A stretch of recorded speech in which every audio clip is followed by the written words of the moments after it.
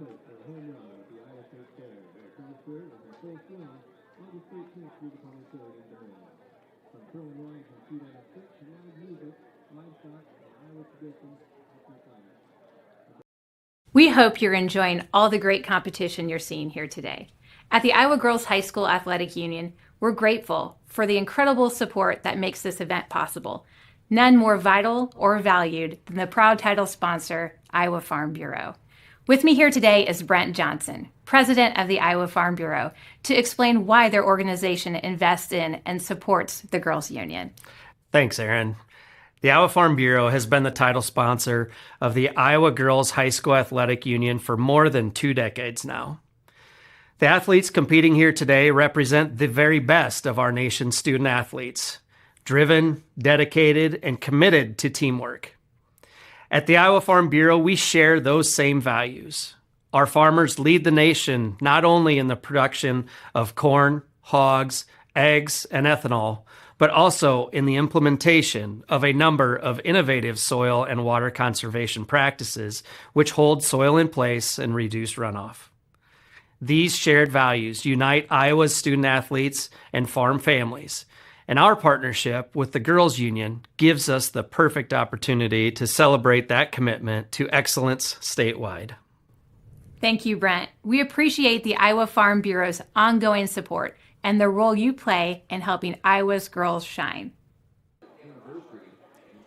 Happy Wednesday, everyone. Welcome back to the Iowa Girls State Softball Tournament here on the Girls Union Digital Network, powered by Mid-American Energy Company. Blake Walker, Dar Danielson, along with you here for this morning's first game of the day in Class 5A. It's an elimination game. The 3-seeded Valley Tigers at 34-9 taking on the 6-seeded Southeast Polk Rams at 25-17. Dar, these two teams faced each other just a couple days ago. It was a 13-8 victory for Southeast Polk. A kind of a game that was a marathon that both teams just kind of almost outran each other. Valley was able to get past Dowling Catholic yesterday 6-5 in the first elimination game. Ankeny Centennial defeated Southeast Polk 8-0. That gives them in this position here. The winner will take on Centennial today at 3 o'clock or 3:30, where they'll have to beat Centennial twice if they want a chance at a title game. But everybody loves a good rematch here. Yeah, and I was just to say, it seemed like we just did this game, but that was the opener that we did, and you learn, I don't know what you learn from that, because it was like the fourth time they played, right? And it just depends. Southeast Polk got out of the gate quickly and then held them off. So, you can say, we didn't get a good start, let's get a better start. But Southeast Polk could say, hey, come out, let's do it again. It's just a matter of, and each other so well, it's just who's going to step up and make those plays that they didn't before. At the top of the bracket, Waukee Northwest will take on Dallas Center Grimes at 1:15. Again, Dallas Center Grimes would have to beat Northwest twice today to have a chance at a championship. It's one of those days where we know we're playing 3 games for sure, and then the last 2 games of the day are what-ifs, necessary or will be necessary if Ankeny Centennial or Northwest loses. That's part of the double elimination bracket. Yeah, and if they don't, then you got your 1 versus 2, just like it, is written on the brackets to start out, and everything. We don't find out what happens with that double elim there, because you don't need it to play that team, twice. So who knows, though. It is a best-of-1 game for the championship. Carter Price is going to be pitching today for Southeast Polk. Maddie Zlomke in the circle, so pretty much the same as what we've seen. 2 very good teams coming up. 34-9 record on the year for Valley, 25-17 for Southeast Polk. The winner advances, the loser is headed home. As we get set to go, as our teams are starting to take the field, and we'll get your starting lineups here momentarily.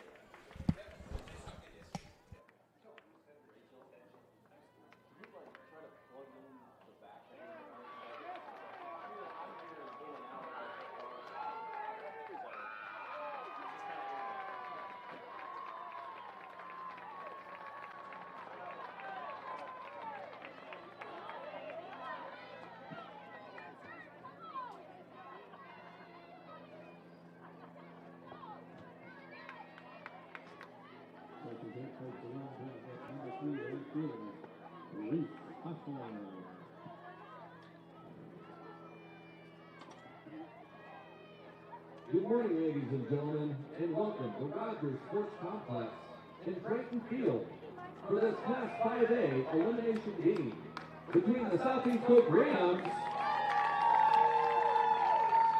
and the West Des Moines Valley Tigers. Let's first meet the non-starters for Southeast Polk. Number 6, Macy Boyle. Number 7, Carly Kuhlman. Number 16, Reese Kirby. Number 25, Sloan Gaffney. Number 17, Jerry Yanders. Number 26, Aurora Woodland. Number 28, Savannah Jacobs. And number 34, Riley Lang.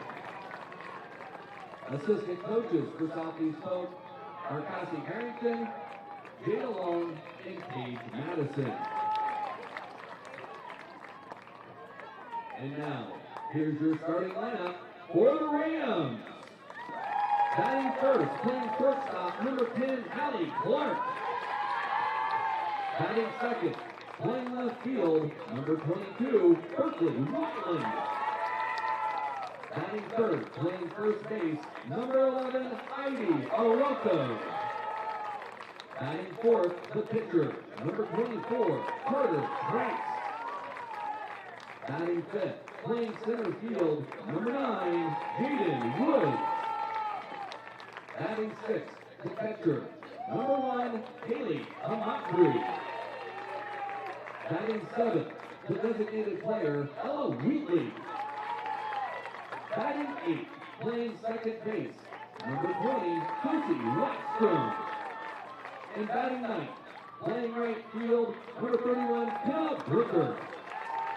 The flex player for Southeast Polk, playing third base, number 8, Brinley Oak. The head coach of the Southeast Polk Rams is Tia Stiles. And now, let's meet the non-starters for West Des Moines Valley. Number 6, Keely Schregendorf. Number 10, Scarlett Bumble. Number 11, Ruby Leon. Number 13, Cassie Tucker. Number 15, Kendall Essman. Number 16, Bryn Everett. Number 17, Mara Burke. Number 20, Elliot Rest. Number 21, Lillian Samet. Number 25, Kaylin White. And number 27, Murphy McAndrew. Assistant coaches for West Des Moines Valley are Brad Rose and Randy Rebarger. And now, here's your starting lineup for the Tigers. Batting first, playing second, number 1, Terry Rhodes. Batting second, the designated player, number 2, Campbell Broderick. Batting third, the catcher, number 3, Ilsa Kirby. Batting fourth, playing third base, number 23, Bryn Sibula. Batting fifth, playing first base, number 22, Lily Finn. Batting sixth, playing left field, number 18, Isla Brower. Batting seventh, the pitcher, number 12, Maddie Zlomsky. Batting eighth, playing right field, number 5, Jordan Huffman. And batting ninth, playing shortstop, number 7, London Rowe. The flex player for Valley will be playing center field, number 4, Press Rimmett. The head coach of West Des Moines Valley Tigers is Tom Bakey. And now let me introduce the officials for today's game. Down the first baseline, Jeff Foster. Down the third baseline, Derek Matlock. And calling the balls and strikes, Jason Lewis. Ladies and gentlemen, let's play State Tournament Softball. We are all set to go here at Triton Field here in Fort Dodge. 71 degrees, another beautiful day for softball. Winds will be out of the north at 6 miles an hour. UV index 6 out of 10. Another beautiful day here. Blake Walker, Dar Danielson with you here for this elimination game. Valley and Southeast Polk, two teams very familiar with themselves in the CIML. Take a look at our Sioux Cup team comparison for both these two teams. Pretty even across the board, which led to that very competitive game the first time they played on Monday. Yeah, all the numbers are pretty close. The home run's a little different.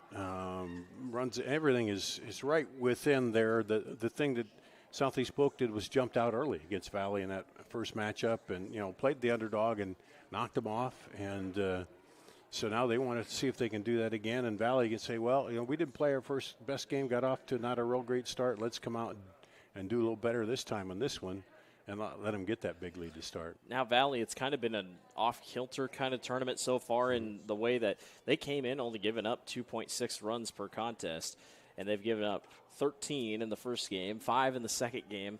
Pitching's kind of been here in and out, but Maddie Zlomke, Coach Bakey went with Zlomke that entirety of the second game, and she really helped kind of figure herself out as she went throughout that game against Dowling Catholic. Yeah, she in the two games, 12.33 innings, 26 hits, 16 runs given up, 14 of those earned.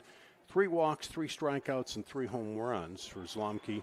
She's had a little trouble in that first game. All the pitchers did with the grip because it was, they were sweating a lot in that, and that was an issue. We don't have that here today, so we'll see how it all plays out. In a perfect world today for Coach Bakey's Valley Tigers or for Southeast Polk, if you win this game, you face Centennial, but then you'd have to face them twice or beat them twice. So a chance at 3 possible games today for both these two teams if they were to keep winning. So here's a question. So Valley's the home team, but Southeast Polk was up in the winner's bracket and then came back down. So higher seed, I think, still prevails. They still go by the seed to do that. So Valley gets the home nod. I don't know. My thinking is if you win, then you'd be the home team the next time around, but I don't know. Zlomke this season, a 23-4 record on the year, came into the state tournament with 151 strikeouts. Coming in, had pitched 155 innings pitched. We'll see her in the circle again. She went the distance yesterday against Downland Catholic. Both teams in all black here. Valley's going to be in the black pinstripes. Southeast Polk in the all black with yellow attire. Hallie Clark lead off her tournament so far, 4 of 7, 1 run scored and 1 bat at the end. So she's been very effective in that leadoff spot. A hitting machine here in Fort Dodge to start. All right, here we go. The last possible game for one of these two teams as someone's going home after this one concludes today. As Lomke gets us started with a strike, and we're off and running. Good crowd on hand for both teams. A little less that we've seen out in the outfield today, but another good, strong contingency by both programs. 0-1 pitch. Clark gives this a ride to center, and Remich back to the warning track and makes a leaping grab out for out number 1. She did a good job. Had her hand back on that wall, trying to see where it was. She knew where the track was, and then came up, but she didn't want to run into that and then drop it because she ran into it. But good play by the outfielder there. Brings up Berkeley Weiland up to bat. Valley playing in here on the third base side with Sebula. Her tournament, 2 of 6, 1 run scored, 1 RBI. Lily Finn also playing in on the first base side. This one's chopped short, going to be picked up by Rose, who tosses on to second, and just in time for out number 2. And I mean just in time by Rose. Whelan got out of the box quickly and put the wheels on. Yeah, that made it very tight. Ivy Orilko now steps up to bat with 2 quick outs here. That was a slow dribbler for Rose. Good play by the senior. Zlomke's in there for strike 1. Rocco 2 of 7 in the turning with 2 runs scored and 1 RBI.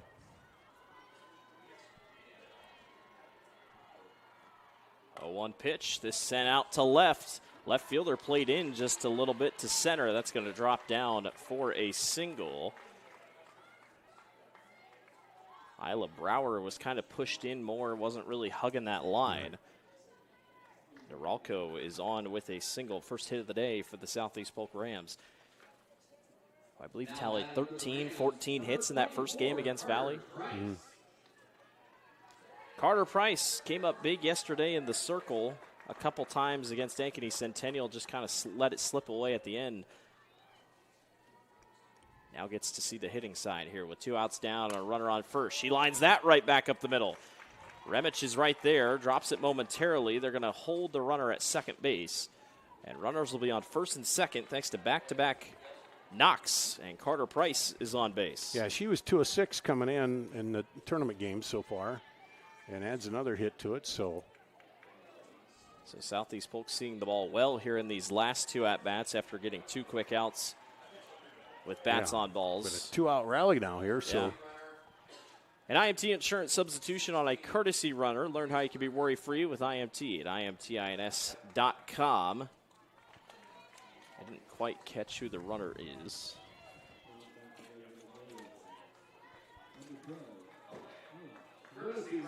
Number 16. Reese Curfey, who had the Grand Slam home run in the first game against Valley. And now Jaden Wood steps up to bat. Boy, she's had a couple big plays here this week, both out in the outfield and here at bat. Valley playing in here a little bit with Sabula here at third base as Lomke misses low for ball one. Good early chance here for Southeast Polk to pull ahead. 1-0 and outside. Valley was finally able to break the trend. Dowling Catholic in every single top of their half inning in that loss had a hit. Led off every single half inning with a hit, Dowling Catholic did against Valley. Zlomke was able to break that drought. Woods, can she tiptoe the line? No, she can't. It's just out left of the line for a foul. Yeah, kind of off the down low on the bat. And forced it over there, but not quite enough room. Jaden will settle back in with a 1-ball, 2-strike count. Zlomke tries to get her on the outside corner, nothing going. Evens it at 2 balls and 2 strikes. Kaylee Tamontri is the one on deck here for the Rams. Here's the 2-2 pitch. Woods goes out to get it. Rose on the hop, throws on to first in time for out number 3. 2 left on, nobody scores. Valley does their job defensively. To the bottom of the first we go. No score between West Des Moines Valley and Southeast Polk.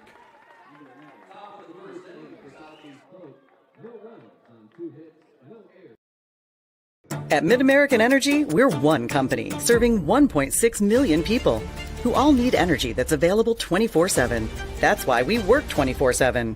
That's why we make investments in our systems that make us more resilient to extreme weather. That's why we generate power from all available resources to cover the variables in supply and demand. And that's why when the power is knocked out, we work around the clock to restore power to you. MidAmerican Energy, obsessively, relentlessly at your service. Yeah, it's a trip when you hit the road. And when you know when you've arrived. It's a trip when you get everything you want. The burger and the fries, the creek and the crick, the city and the countryside. It's a trip when you're where you're meant to be. In this moment, in this bathroom mirror, looking like $1 million. And yeah, it's a trip when it goes by fast. Des Moines. It's a trip. Make it yours.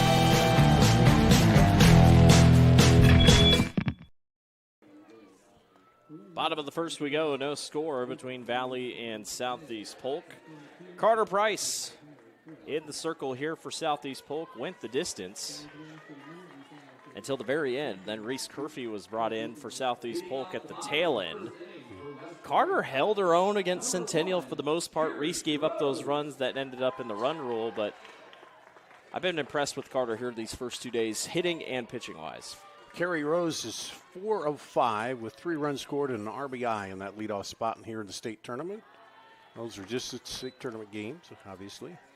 She's been a vacuum at second base already starting today.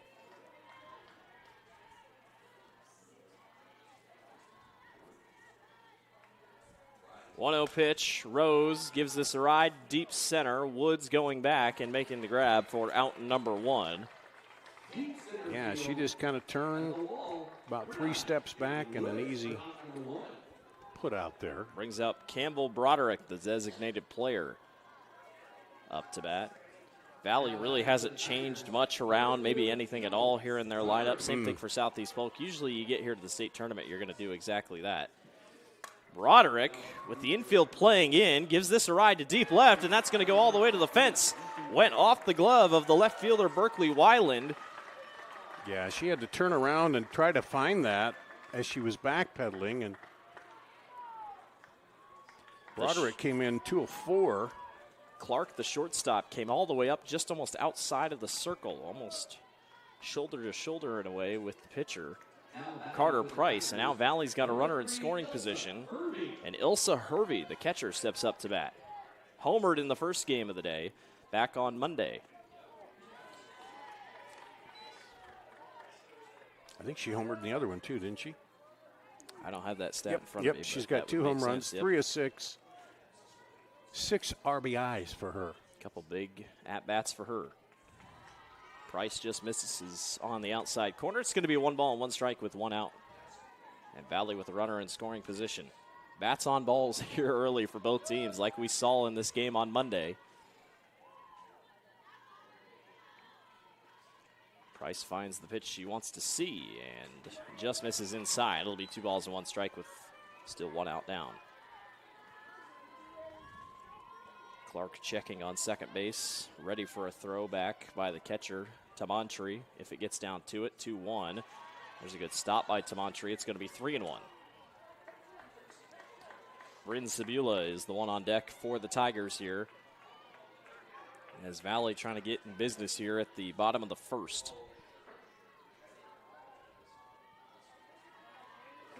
3-1 pitch by Price. Kind of jammed her inside, and Herbie swings and goes to a full count at 3-2. It was looking good, but it cut in on her as she went to swing. But she got a piece of it, so. Carter would love to grab out number 2 right here and eliminate the chance of a sacrifice. 3-2 pitch. This one's sent to deep center. Woods going back all the way to the wall, and it's gone again. A home run number 3 of the week for Ilsa Hervey. RBI number, let's see, that'd be 8 in the tourney so far. Unbelievable week for Hervey. You like that hard-hitting catcher, don't you? That's what you want. The junior with 3 home runs in 3 days. 1 a day here at the state softball tournament. And Valley leads 2-0.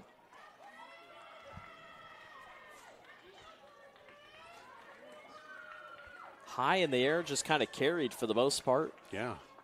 Was able to find its way down. Woods is going back, kept going back and looking up, and then she realized at the point she hit the warning track, I'm not going to be able to reach that one. Brings up the third baseman, Bryn Sibula. That ball's outside for Price. It's going to be 1 ball and no strikes. And again, we talked about it.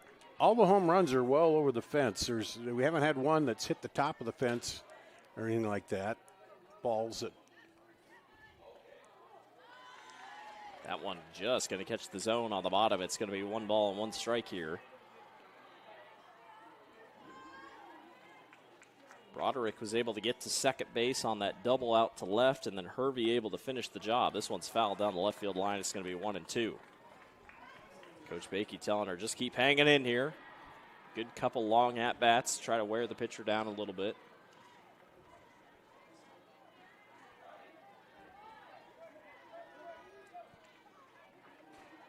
Bryn sets back in. Bright pink bat for Bryn. Couple nice bat designs this week.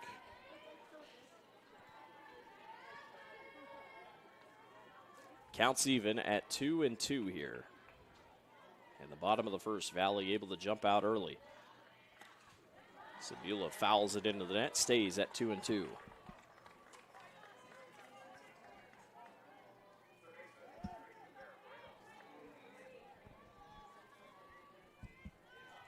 Two balls and 2 strikes. On the way to Sabula. Pops this one up, and Price makes the grab for out number 2.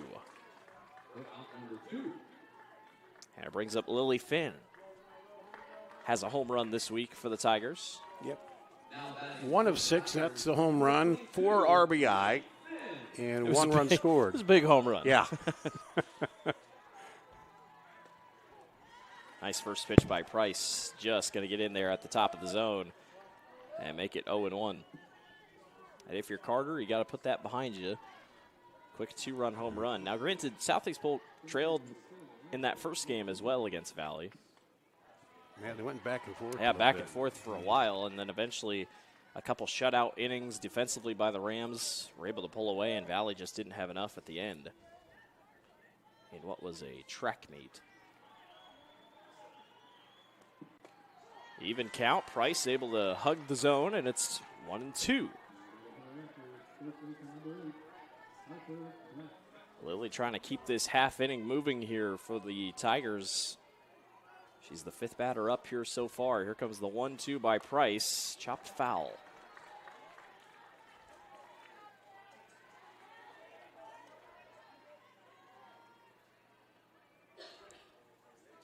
Ankeny Centennial awaits at 3:30 today. The winner of this game. Obviously, they haven't played Valley yet because Southeast Polk beat Valley on Monday. A couple good battles this season between those two teams. Counts even here after the ball outside. It's 2 balls and 2 strikes here. 2 outs down and nobody on here after the 2-run home run by Ilsa Hervey.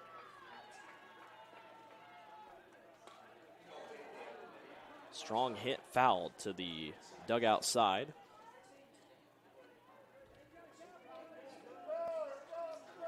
And another long, strong at-bat here by Lily Finn. Isla Brower on deck here for the Tigers. A busy day here at the Girls State Softball Tournament. 3 games for sure in each class, and then 2 possible waiting in the wings on if necessary situations throughout the elimination brackets. If you're a Northwest or Centennial fan, a perfect day today is 3 games. Is that all you see today? Finn has fought back here, full count, 3-2 pitch. And just missing upstairs, and Finn will take her base. From up here, that looked like a hard one to hold off of, but obviously she could see it was low. That brings up Isla Brower, the left fielder. With a runner on base now. Trying to keep this inning moving along here for Valley already with the 2-0 advantage in the bottom of the first. Brower, 2 of 6 in the tourney with 1 home run, 2 RBIs. Brower lined down the left field line and just fouled. Turned before it got to the bag. 2-run homer.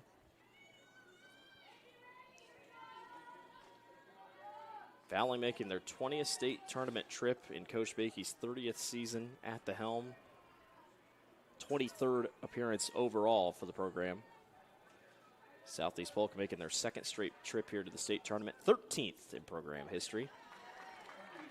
In there for strike 2. Softball been a staple for Southeast Polk. Brand new facilities out there. Built in the last couple years, a nice turf field. One of the best CIML has to offer. Here comes the 0-2. This one's lined back up the middle, and Woods able to roam in and make the grab right in the middle of that IGHSAU emblem. 2-0, 1 left on. Valley leads over Southeast Polk. We'll see you in the top of the second.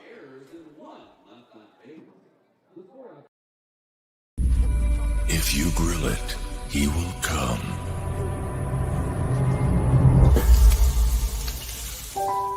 Hey.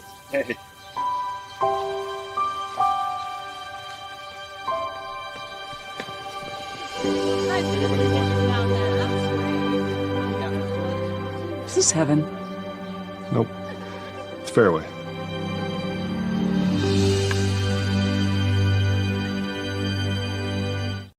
Something exciting is growing on Iowa farms these days. Innovation. From tractors that seed, weed, and harvest with data-driven precision to drones that scout or plant cover crops to protect soil and water. Even our animals live in smart homes with round-the-clock care. Technology keeps your food safer, water cleaner, and makes us more sustainable. Because what we do here benefits everyone here. Life on the farm makes everyone's life better.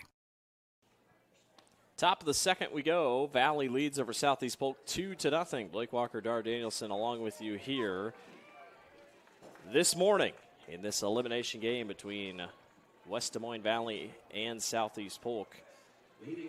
Tigers on the board first. 2-run home run by Ilsa Hervey, her 3rd home run of the week.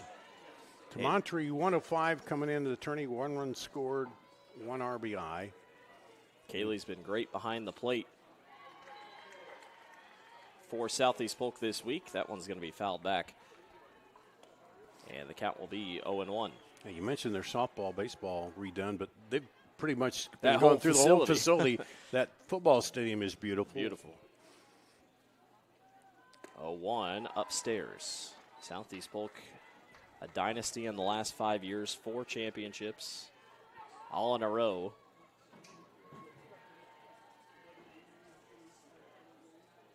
Rams were able to grab 2 hits in that first inning. This one's going to be tough. Shallow left field, and it is going to be hauled in by Isla Brower, roaming over and making the grab with that left hand. She came in and had that glove out and just got under it, and she saw the center fielder coming in too, but that was kind of no man's land in a way. That's why I thought for sure it might drop. But she covered a lot of ground pretty quick there. Ella Wheatley now up to bat. 1 for 3 at the plate in the tourney so far. 1 out down, nobody on here for Southeast Polk. Had 2 quick outs there at that top of the first, and then those 2 hits came by. That one checks the bat. Yeah, check swing, accidental foul off there. 0-2 here as Lomke will set back into the circle. Yeah, the pitcher likes it because that's puts you ahead in the count. But much different here today, obviously, compared to Monday with the heat. Zlomke was one of those pitchers that was really struggling with the grip on the ball. This one's chopped short, off the shortstop, throw on to first, in time! London Rowe bobbled it but made the quick throw and just barely gets the out. Well, that ball took a mad hop and ate her up, and she kept in front of it and quickly recovered and threw her out. Boy, Ella was on it. She was trying her best to get to first base, but not enough. But it hit, Hupp came right up and kind of handcuffed her a little bit. But Josie Wadstrom chops this one foul down the right field line. You take enough of those ground balls and you're out there in the field enough, you know that not panic, find the ball, fire it over. And for these teams in the CIML, you play enough on turf, it's really no surprise. Yeah. Now this tournament, they'll rotate fields every single year. Next year, they'll switch them around. So you get down to 1A, 2A, some 3A, you're like, well, that might be the first time they're playing on turf all season. Although, some of the schools, like I know in football, the smaller schools have gone to that turf because it just allows you to do so much more with it. I don't know if they've gone that way with softball, baseball. Probably not a lot of them. But it is worth noting that the championships will be on grass. This one chopped is fair. Throw on to first and safe. They're going to say that Finn either was off the bag and then didn't make the tag. So Wadstrom is safe. They'll go an error on the third baseman's throw on that. And that was Sabula who was maybe thinking it was going to draw a foul, why she hesitated just a little bit. So the Rams got one on, and Kenna Brooker, the right fielder, now up to bat.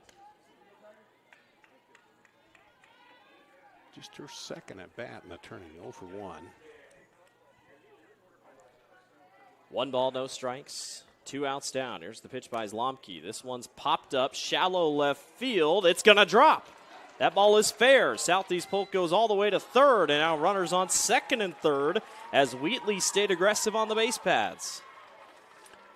And it came down and took a bounce. She couldn't field it right away, though. She carried over, allowed the runners to advance. Yeah, Isla Brower came over, and it got behind her once she just barely missed it. So, man, how many times does that error come back? It could come back to bite you. Now that runner is at third. Well, and very similar to the top of the first. 2 quick outs, and then Southeast Polk gets 2 on base. They left 2 on base that last time. And Coach Bakey's going to call time, and he's going to have a chat with his infield here with runners on second and third and 2 outs down. Try to help him out with the situation. And it's Hallie Clark, who is 0 for 1 today. Yeah, she had that deep fly to center to open it up here. And don't let the 0 for 1 on the day fool you. She has been so good in this tournament. Yeah, coming in 4 of 7 in the game so far, leading off. So not a bad player to have in this position. That's better than 500. But if you're Maddie Zlomke, it's a big confidence boost if she can go back-to-back innings here in getting an out or getting that final out and leaving a couple more standing on base. It's going to be an intentional walk for Hallie Clark, so they're going to walk her on purpose. That's the first one I've seen this tournament here in Class 5A. Berkeley Weiland now up to bat. It makes sense because then you get, any bag here. First pitch by Zlomke's outside for ball one. So Clark takes the intentional walk, heads off to first. That loads the bases up for Weiland, who's 0 for 1 today with a line out.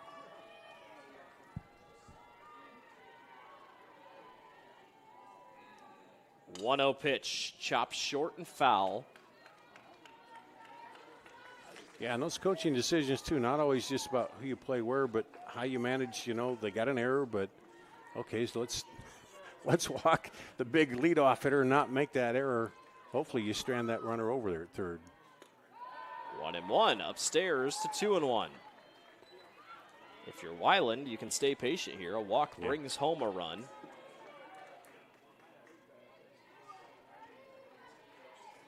Zlomke's had good control, really hasn't gotten behind batters a lot.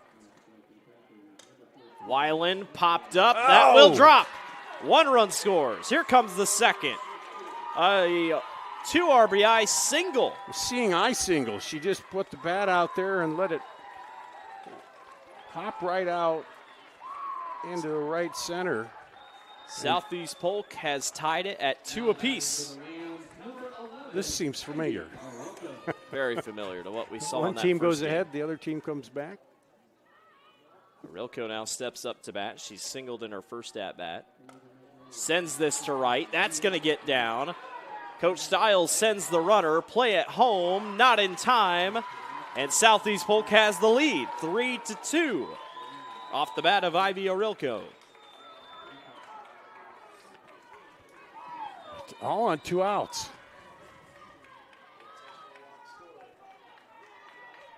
So the intentional walk comes around, and it's just kind of part of the game of softball. You'll always have those risks. Yeah, but it was a good piece of hitting there by Whelan to direct that ball over the head of the shortstop. Carter Price now up to bat. Carter gives it a ride to left, and the catch is made.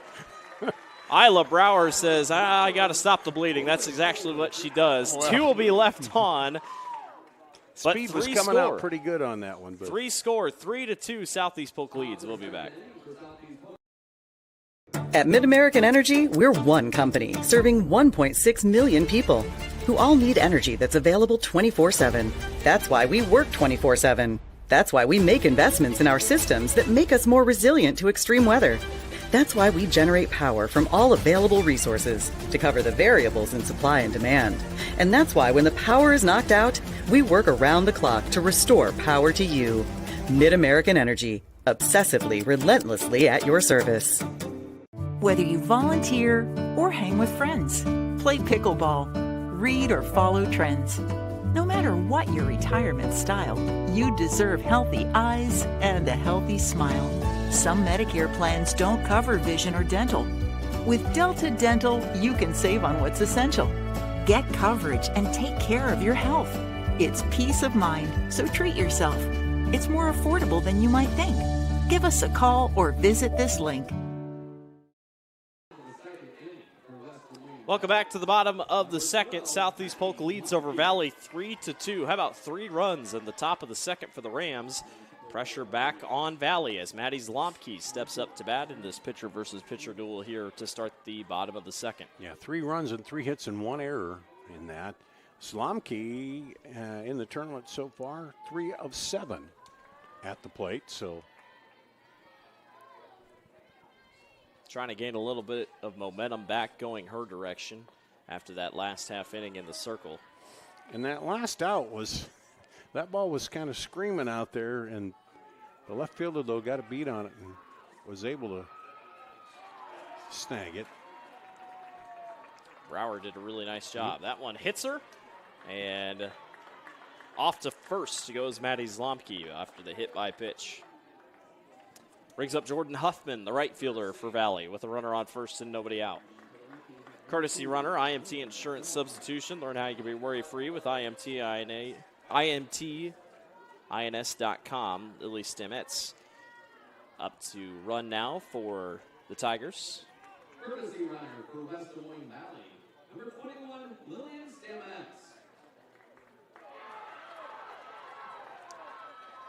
So now Huffman up to bat here with the runner on first base. And everything just feels so similar to what we saw on Monday in terms of the offenses they're here to play. She shows bunt and bunts it back into the net for strike one. Couldn't quite get over the top of that one.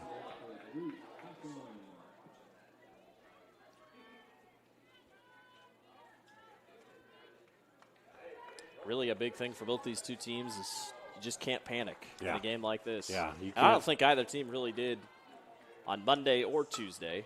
This one's sent to right. Southeast Polk roams over and making the grab out in right field is Kenna Brocker. Runner will stay at first base.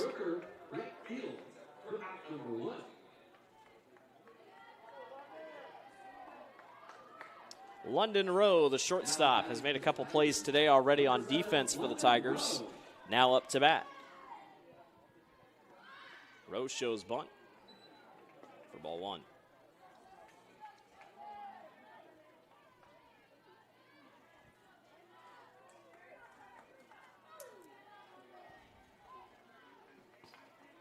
London, a freshman, 380 hitter coming into the state tournament this week. There's the bunt. Picked up by the third baseman. Throw on to first in time for out number two. The sacrifice moves the runner along.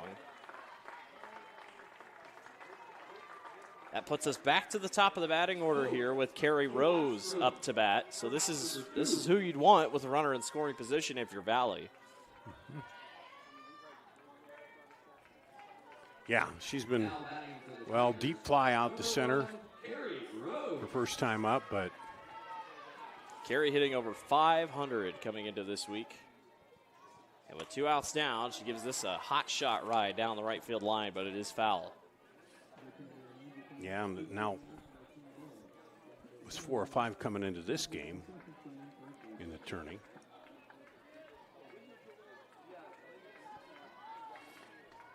Trying to get Valley back even here and or take the lead in the bottom of the second. Here comes the 1-2 by Price, and Rose again fouls it back. That time she was looking to go to the left. Yeah, I think she's trying to flatten out a little bit, maybe take that into left.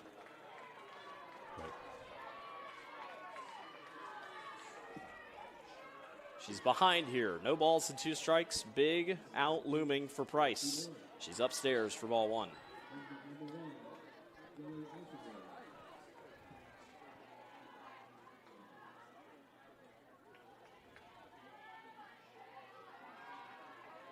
Runner still up on second. Rose holds back. That one just misses the outside, and it's 2-2.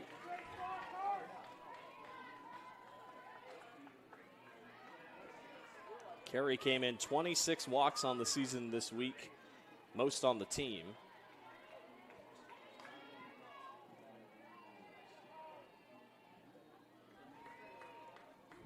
Carey steps out of the box. And sets back in here. Counts even with 2 outs down. A runner up in scoring position for the Tigers. Here comes the 2-2 by Price. Up and away outside. It's 3-2. Count runs full here. Rose, big spot here. See if she stays patient or swings away. Chops it foul.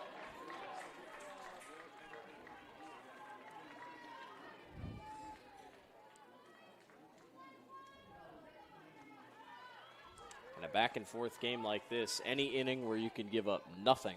Yeah, it's good. Is a good inning, and Southeast Polk just happened to do that a little bit more than Valley did on Monday. Outside, ball 4, and Rose takes a race. Campbell Broderick doubled the left in her first at-bat. Now steps up to the plate.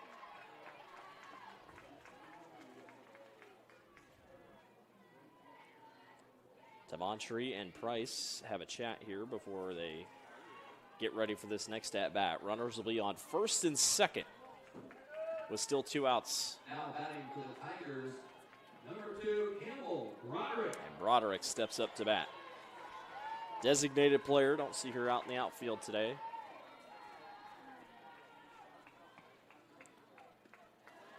Pitch to hit, just a little low though, and it's 1-0.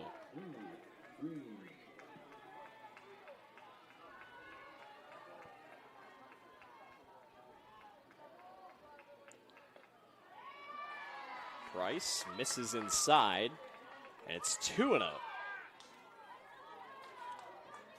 Yeah, Ilsa Hervey on deck, who homered. Yeah. 3 already this week. Don't want her to come up to bat right now. But Price just can't find it right now. It's 3-0.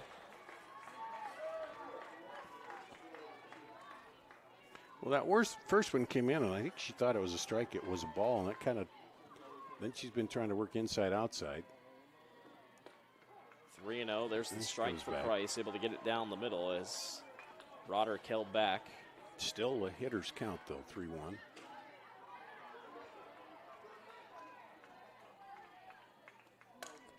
This one's sent to right. Is it fair? Nope. No. Foul, and just foul down the right field line. First time we've really seen a homer or a possible homer go out to right field in the games you and I have done.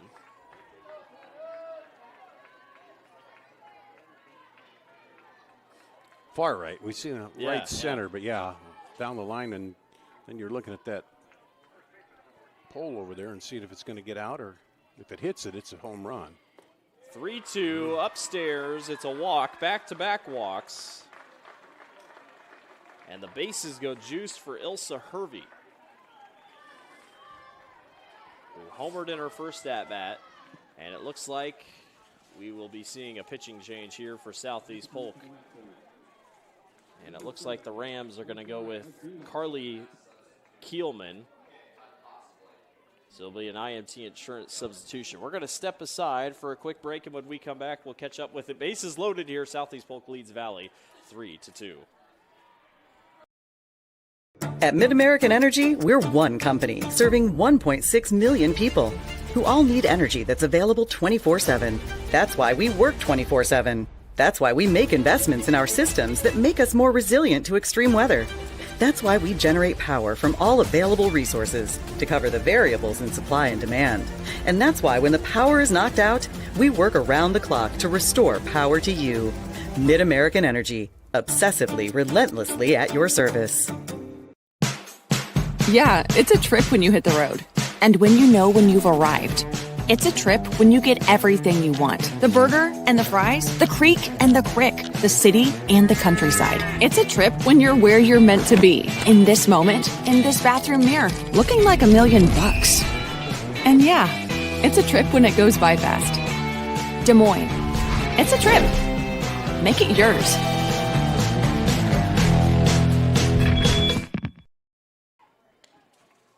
Welcome back to the Iowa Girls State Softball Tournament. Bottom of the second here, 2 outs down. Southeast Polk has made a change as it's going to be Carly Kielman. Carter Price is going to move to first base. Number 11, Ivy Arelco, is going to move to catcher, and Kaylee Tamantri goes to right field. So wholesale changes here for Southeast Polk. Carly Kielman pitched 2.3 innings and got the save in the first win over Valley. One of 3 pitchers that they, Reese Kerfy came on and got the win in relief of Carter Price. And Kielman then came on and got the save.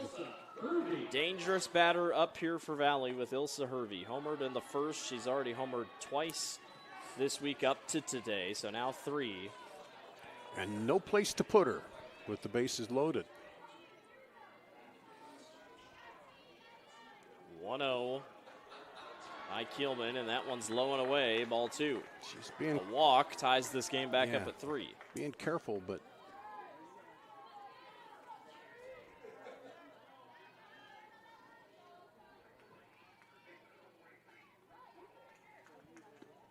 Hervey gives it a ride to left. Left fielder roaming back, and the catch is made at the warning track. Southeast Polk holds firm, and the bases stay loaded. 3-2, Rams lead. We'll see in the top of the third.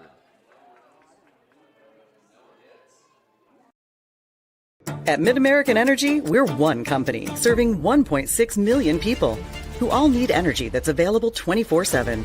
That's why we work 24/7. That's why we make investments in our systems that make us more resilient to extreme weather. That's why we generate power from all available resources to cover the variables in supply and demand. And that's why when the power is knocked out, we work around the clock to restore power to you. Mid-American Energy, obsessively, relentlessly at your service. Whether you volunteer or hang with friends, play pickleball, read or follow trends. No matter what your retirement style, you deserve healthy eyes and a healthy smile. Some Medicare plans don't cover vision or dental. With Delta Dental, you can save on what's essential. Get coverage and take care of your health. It's peace of mind, so treat yourself. It's more affordable than you might think. Give us a call or visit this link. Top of the third, Southeast Polk leads Valley 3-2. The Tigers lead. The bases loaded. Yeah, they dodged a big issue there, and Valley looked like they might get a 2-out rally, but couldn't quite get it. And a good deep ball hit by Hervey. Gave it all she had. Yeah, out she to put left. it out there, but the left fielder was there, Wieland. And so Valley might be looking back on that and what might have been. And a couple walks, a single. Yeah, that was bases loaded with no that, hits. Yeah. Jane Woods up to bat here. Center fielder's made a couple plays already today defensively. She lines that one right to Rose, who gloves it, throws on the first. Oh, boy. Face mask off and all. And the senior makes a big play to start the top of the third. Well, we had seen her try a couple fancy things earlier. Yeah, she almost had that glove flip where she came out the second in the other game and pushed it over there, but really nice infield play there by the senior. Kaylee Tabantry up to bat. And she goes out and swings at that one. Nice curveball by Zlomke. yeah, it's not easy getting it by on the right side. 0-1. This one fouled back.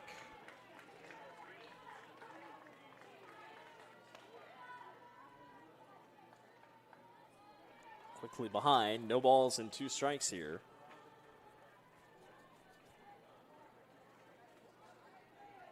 Zlomke looking for 2 quick outs. Upstairs, and it's 1-2. Yeah, Valley only loaded them up with no hits. They had a hit by pitch and a couple of walks, and they're at least like to get 1 run in on that, but this one set to right and over the top of the right fielder's head.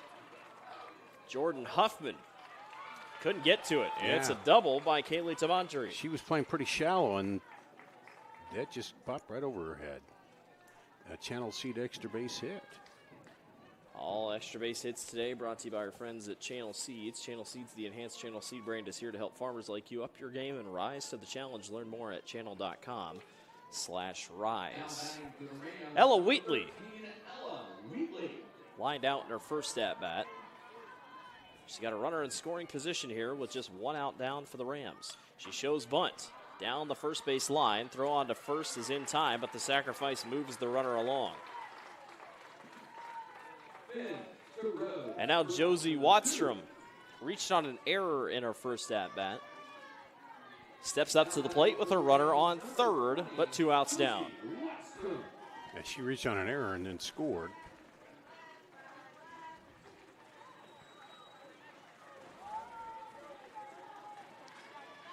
Zlomke trying to get out of this half inning here. 2 outs. First pitch is a swing and a miss for strike 1 on Watstrom at second base today.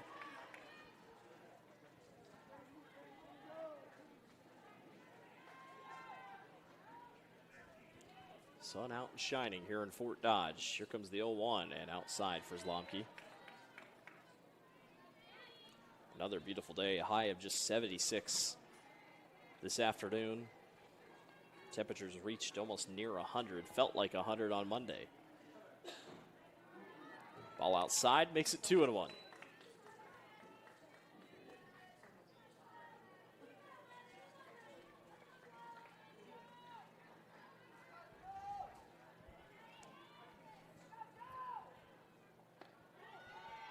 Maddie Zlomke just catches the zone, and it evens it back up at 2-2.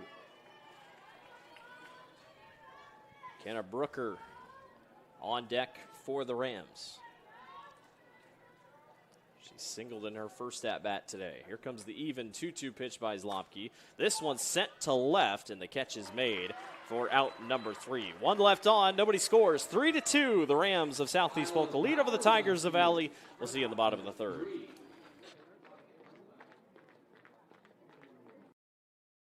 At MidAmerican Energy, we're one company serving 1.6 million people who all need energy that's available 24/7. That's why we work 24/7. That's why we make investments in our systems that make us more resilient to extreme weather. That's why we generate power from all available resources to cover the variables in supply and demand. And that's why when the power is knocked out, we work around the clock to restore power to you. MidAmerican Energy, obsessively, relentlessly at your service. Something exciting is growing on Iowa farms these days. Innovation. From tractors that seed, weed, and harvest with data-driven precision to drones that scout or plant cover crops to protect soil and water. Even our animals live in smart homes with round-the-clock care. Technology keeps your food safer, water cleaner, and makes us more sustainable. Because what we do here benefits everyone here. Life on the farm makes everyone's life better. To the bottom of the third we go. Southeast Polk leads over West Des Moines Valley 3-2. Blake Walker, Dar Danielson along with you here. Bryn Sibula up to bat first. And she sends this to the gap. That's going to get down. They will be able to just hold for a single, but Bryn is on for her first hit of the day. And hits galore in this one so far. Yeah, and coming off the first hit given, I think, by the new pitcher, but she walked a couple there. At Carly Keelman, the one in the circle here for Southeast Polk. Lily Finn, she walked in her first at-bat. Homered on Monday. Chops this one foul. And Valley got probably kind of pleased they didn't give up that run because they were playing her shallow and right, and it got over the right fielder's head, but they ended up, shutting that off without giving up a run and letting Southeast Polk extend the lead. Lily with plenty of power to take it over the fence. Shows bunt.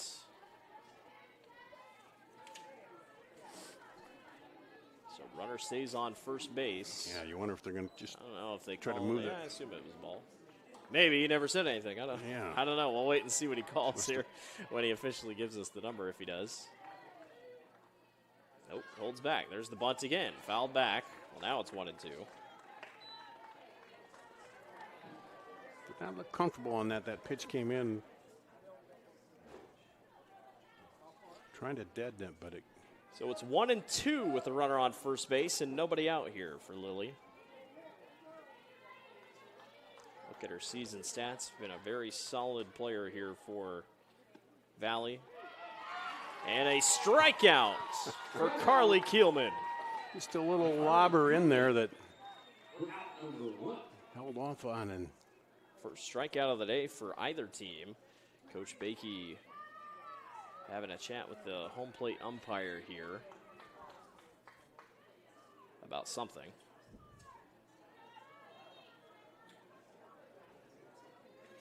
Yeah, and they were Finn was trying to bunt the runner over. Could get that done and then takes a strike. So not the best of it bat there. Isla Brower lined out in her first at-bat. 1-0 off the ball. Game far from over. Valley trying to string together a couple here, trailing, and umpire calls time. Jason Lewis behind the plate today.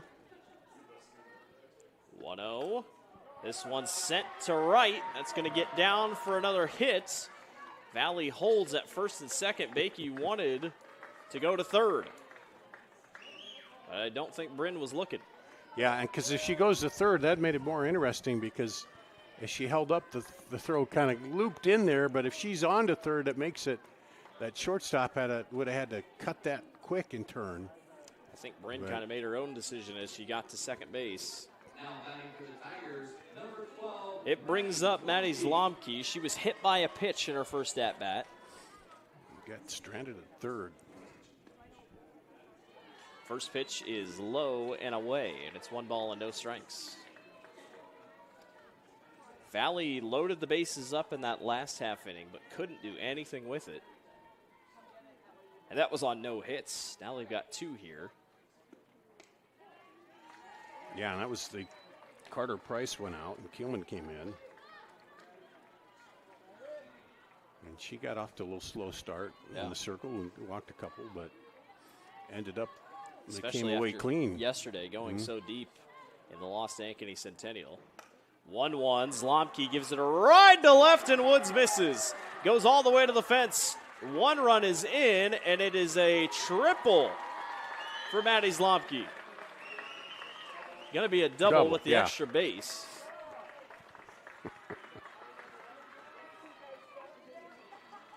Boy, Woods gave it all she had out in center field, Dar. Yeah, she, and that's one where you got to judge if can I get there, because if you don't, then that's what happens. It bounces by you. They were able to knock it down though, and only give up 1 run on it. But base runner coming in on an IMT Insurance substitution. That's going to be Lillian Stamets, who is checking in for Valley. Runners will be at second and third. We are tied now, 3-3. And another Channel Seeds extra base hit there too. So all substitutions brought to you by our friends over at Channel Seeds, the enhanced Channel Seed brand. So the infield having their own chat, as Reese Curfey is going to be the pitcher here for the Rams. That'll give us a chance to step aside. We'll take a very quick break, and when we come back, the pitching change here for Southeast Polk. At MidAmerican Energy, we're one company serving 1.6 million people who all need energy that's available 24/7. That's why we work 24/7. That's why we make investments in our systems that make us more resilient to extreme weather. That's why we generate power from all available resources to cover the variables in supply and demand. And that's why when the power is knocked out, we work around the clock to restore power to you. MidAmerican Energy, obsessively, relentlessly at your service. 3 innings, 3 pitchers here for Southeast Polk. They bring in Reese Curfey. And Curvey got the win in that first game. She came in relief of Carter Price. And she came in, and then Keelman came in later and got the save, but this time Keelman came in first. Now they're going to Curfey.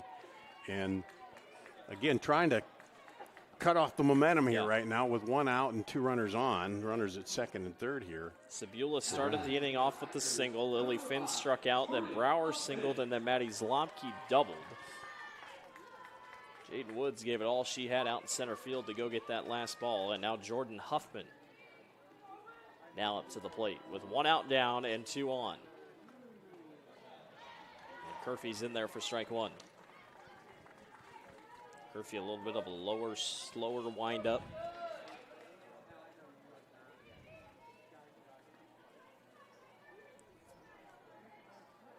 Tigers trying to take back the lead here. They led 2-0 at the end of the first. This one's popped to center. Woods roaming back, makes the grab, runner tags. There will be no throw at home, and the sacrifice brings it in at 4-3. Save. I thought that was deep enough. And so Valley retakes the lead here in the bottom of the third. And now London Rowe got a sac bunt in her first at-bat up to plate. Runner up on second base for the Tigers.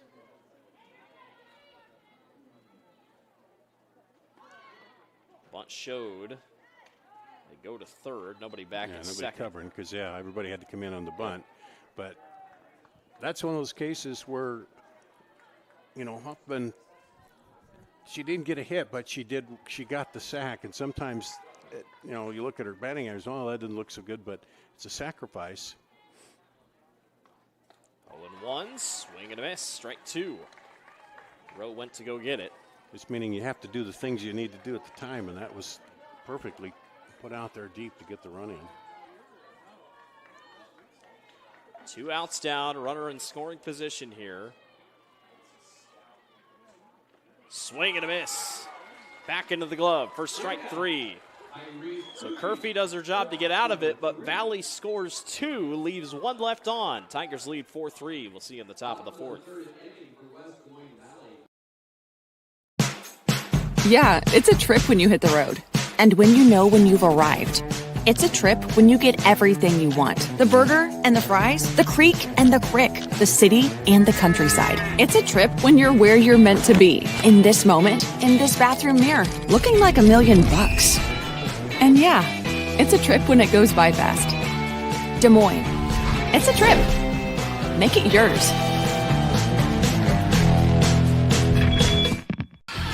Excelling in athletics takes teamwork, dedication, and a commitment to excellence.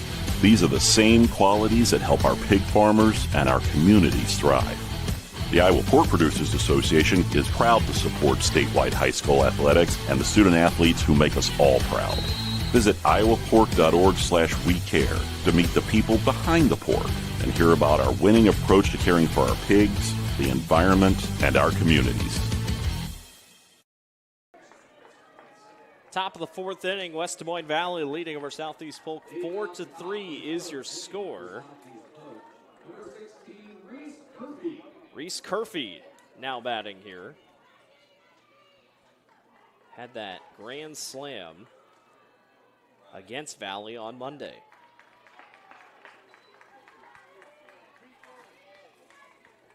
Batting in the 9 spot for Kenna Brooker. Maddie Zlomke still in the circle here for Valley. Curfew lines it back up the middle, and it's off the glove of Remich. And they try to go all the way to second, and it's successful. Well, that one was in the glove, and Remich just couldn't quite grab onto it. Well, Curfew's only other hit in the tournament was that home run, the grand slam. Yeah. And here she makes takes the most it out of deep that one. And caught Remich. Couldn't quite get under it. Reese probably trying to play herself into the starting lineup. She's been really solid this week. Top of the batting order here with Hallie Clark. Popped out in the first and then was intentionally walked in the second, which then led to runs for the Tigers. Yeah, right in the part of the lineup. It's been pretty hot here. It has. 1, 2, 3, 4 hitters have been on it today for the Rams. And again, we just can't overstate how this game feels so similar to a Monday. So back and forth with the lead until then late. Southeast Polk got a string going together. I can tell you, no one thought we were getting a pitcher's duel. No. Picked up by the shortstop. Throw on to first is in time for out number 1. They try to go to third, and they do eventually get there safely. So Curfew's on to third with just 1 out down. Now batting for the Rams, number 22, Berkeley Wyland.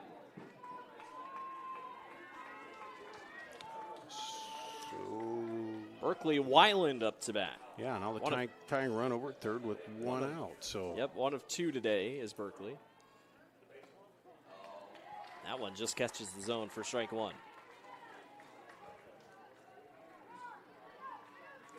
Rams trying to keep the pressure up and tie this game back up at 4 apiece.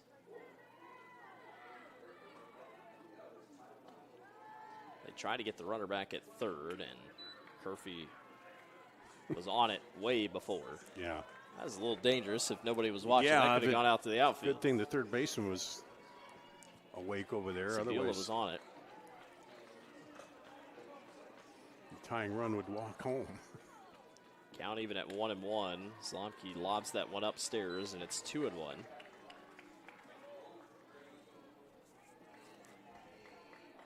Wyland singled the left center in the second. Love to do it again here and tie this one up. 2-1. She shows bunt. It stops right in front of first base, or excuse me, right in front of home plate, and it is fair. And runners will be at the corners, but they never had a chance to send Curfew home. And credit Lily Finn over there because they almost threw that ball into right field, trying to throw down. It was kind of a late throw because, I think it just stunned everybody the way it stopped. That was a perfect bunt. It just stopped right in front of home plate. Ivy Arroco steps up to bat. She's 2 for 2 today. Runners at the corners here with 1 out down for Southeast Polk. And she started at first, now playing catcher. Yep. Holds back. Runner takes off to second. And safe. So now second and third here for the Rams. I want to put it out there. I don't think you or I thought we were coming in saying, we're probably going to see a pitcher's duel. No, we didn't. Just seeing the way these two feel like hits. Today's the day. And even with the issues with the grip and that, we knew that these batters are going to be battling back and forth. And both teams have a lot of times been able to take advantage of what they get, whether it's an error or walk or whatever. 2-0, foul back. It'll be 2-1.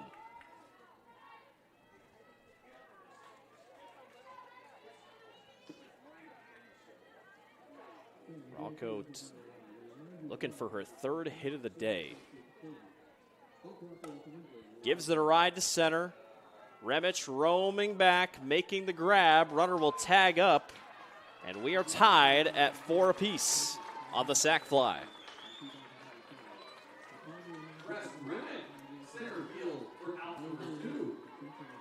Now steps up Carter Price, who's 1 of 2 today. First time we've seen a couple sac flies to center for both teams. Yep. Each one had one to score the run. So now a runner on third base now for Southeast Polk with 2 outs down. And Zlomke going to try to get out of the inning. Out and away, 4-1. And Carter Price, who started in the circle and is now at first. Yeah, Southeast Polk already on their 3rd pitcher. That's kind of their 3-girl rotation. Yeah, and I don't know who else if they would have to go to another. Whoop. Price gives it a ride. Deep center field. No doubt about it. Home run. 2-run shot by Carter Price. The price is right, should I say. I've been holding that one for a bit. The Rams back on top, 6-4 in the top of the 4th.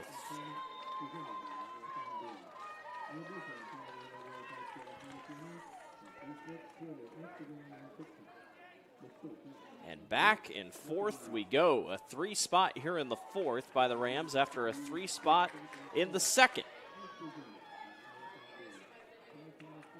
These elimination games, I tell you what. Yeah, they get on 2 outs.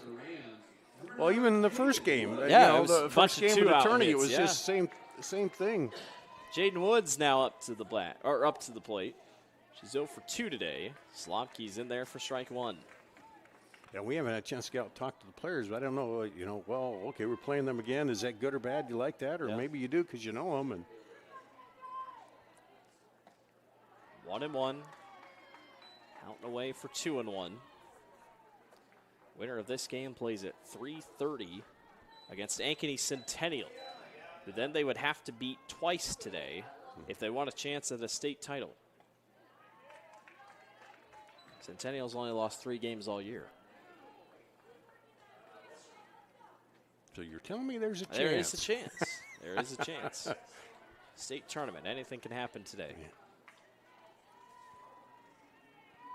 2-1 here up against Woods. Makes it 3-1. Now, Zlomke went the distance yesterday. On Monday, they did go to Teeley Schwigendorf to pitch a little. Yeah. Just. Count's going to run full at 3-2 after the strike. Well, didn't they go to her and then they came back to Zlomke, didn't they? I believe so. Yeah. I believe so. 3-2, out and away, and a walk for Woods. And Kaylee Tamantri. Well, up to bat. You know, we know pitchers can pitch a lot, but you wonder, too, with the double elimination extra games here, if there is some fatigue that maybe gets to you. Looks like they're going to make a pitching change will be made here for Valley. Coach Bakey's having a chat here with the home plate umpire. Maddie's taking her gear off here at the circle. Schwigendorf is who they went to, as you said before. And it looks like that's exactly who they're going to roll with again. So Schwigendorf's going to come in. We're going to step aside for a very short break while she warms up. And when we come back, more action. 6-4, Southeast Polk leads over Valley. SWIC is a community. Southwestern Community College is a place in rural southwest Iowa where students from across the world come to be a part of a tight-knit family, Spartan Nation, where they study, train, grow, thrive, and are called by name, not by number. At SWIC, we are one.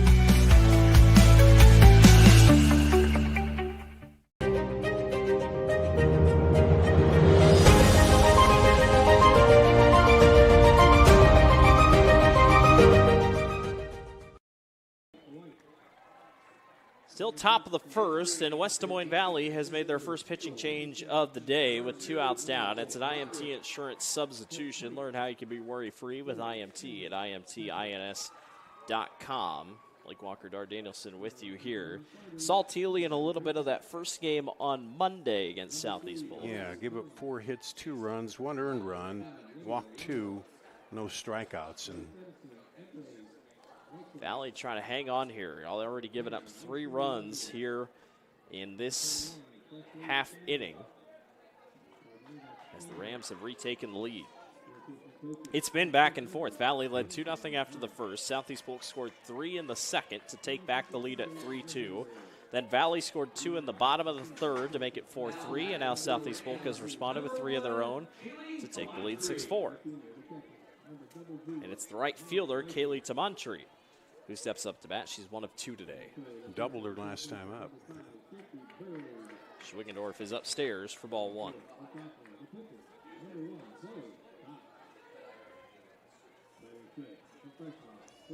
Slomke walked Woods, and that was enough for Coach Bakey to make the change.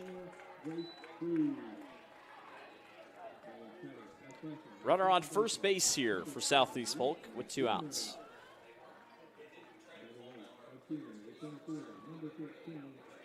Here's the 2-0. And Thiele's in there for her first strike.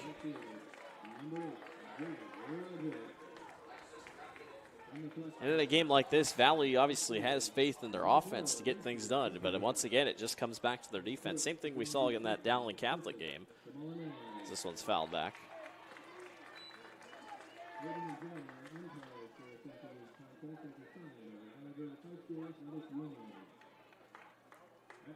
Two balls, 2 strikes, 2 outs as the Rams try to continue the inning. This one chopped short and caught. Good reaction by Rowe, the shortstop there. That will do it for the end of the top of the 4th. Bottom 4 we go. Southeast Polk leaves 1 on base, but scores 3, 6-4. They lead. At Mid-American Energy, we're one company serving 1.6 million people who all need energy that's available 24/7. That's why we work 24/7. That's why we make investments in our systems that make us more resilient to extreme weather. That's why we generate power from all available resources to cover the variables in supply and demand. And that's why when the power is knocked out, we work around the clock to restore power to you. Mid-American Energy, obsessively, relentlessly at your service. Looks like another perfect day to get out there and enjoy the summer. Oh, before she gets in the car, it's easy to choose.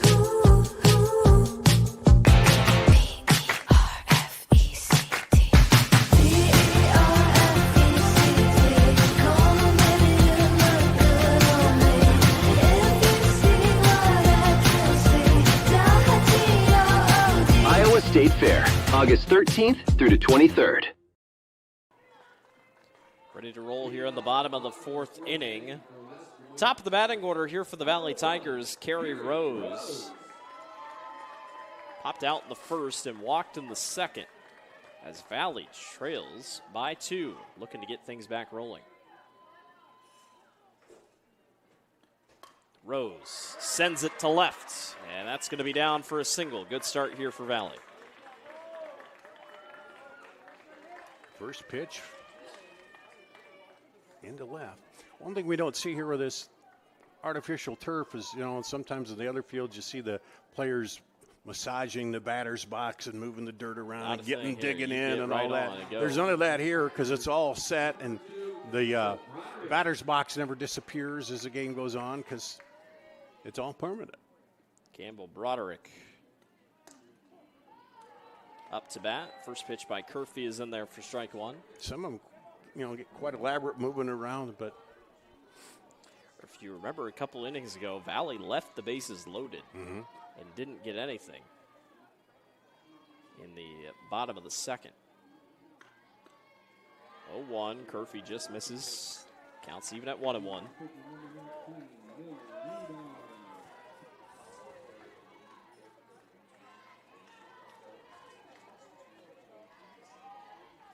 Runner on first base is Rose as Valley trails 6-4 here in this elimination game.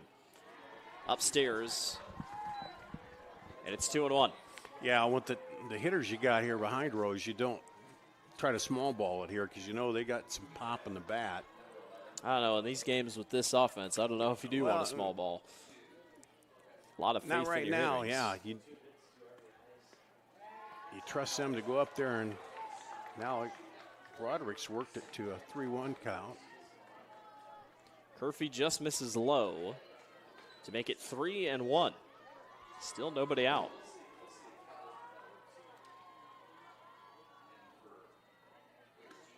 Out and away, 4-1, and Broderick takes her base. Runners on first and second, and Ilsa Hervey homered in the first and had a warning track ball out in the second.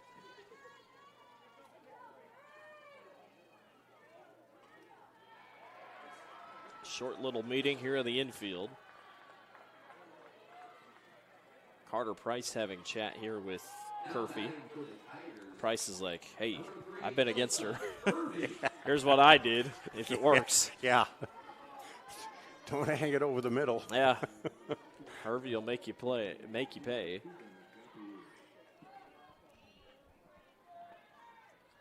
Runners on first and second, and Curfew is low for ball 1.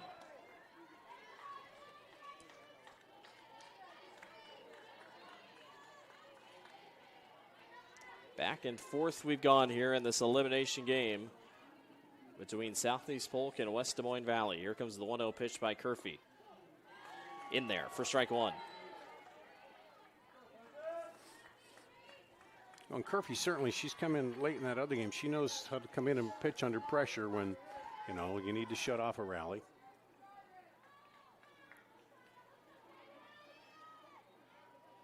Bunt showed and bunt laid. Throw on to first base in time. So Hervey ends up with the sacrifice bunt to advance the runners.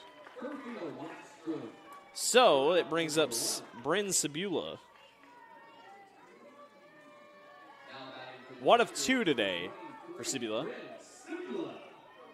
And runners will be on second and third with 1 out. So a chance at a sac fly, which we've seen a couple today. Infield playing in here for Southeast Polk. Yeah, and there again, these coaches, you got a batter who hit a home run, hit one deep, but you call on her to bunt, and she moves the runners, and you do whatever it takes to move those runners around. So the tying run now at second. Unpredictability here at the state softball tournament. 1-0. Got her for strike 1.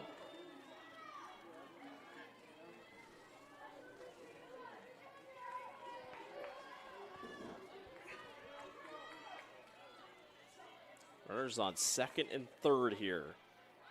Campbell Broderick's on second. Carrie Rose is on third for Valley. This one's sent to right and foul.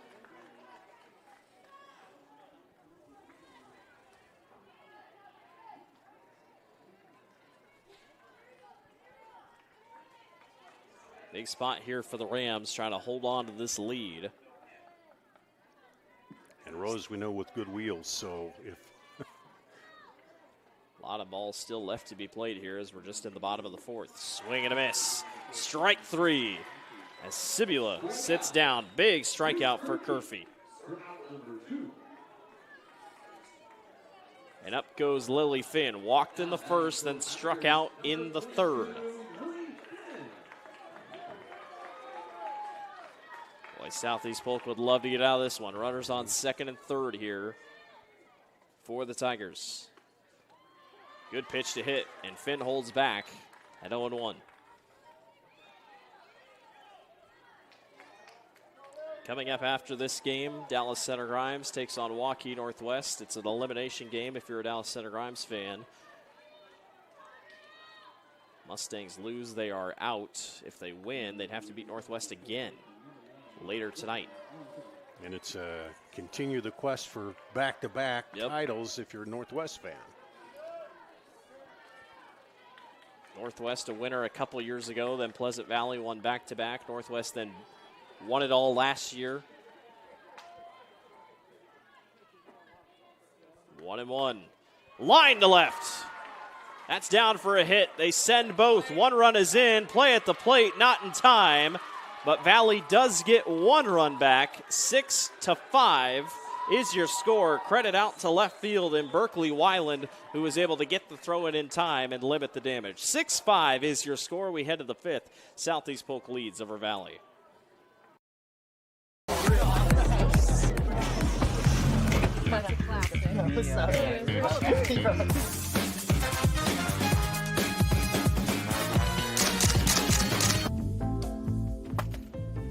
Excuse me, man. You dropped this. Oh.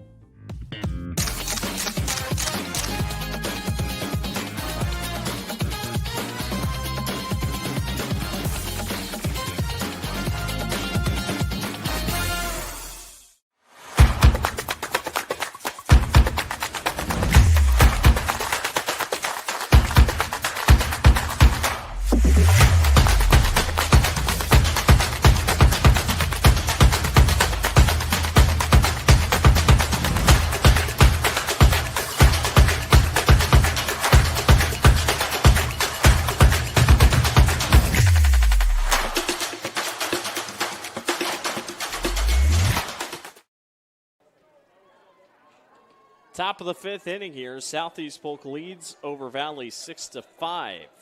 Coach Bakey staying aggressive there, Dar, in that last half inning, sending both runners. They get one. Yeah, but the second one really one was not close. Yeah, not close at the plate, but figured you might catch him off, but a good throw for the outfield. And Ella Wheatley steps into the box here. So Southeast Polk cuts off the tying run at the plate. Ella lined out in the second. Had a sacrifice bunt to advance a runner in the third. Designated player here for the Rams. As Southeast Polk gets to play with a lead here.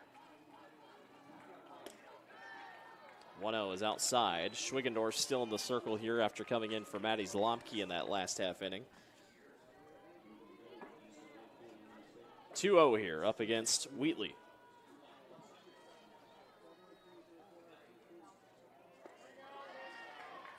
And in there for the first strike of the at-bat at 2-1.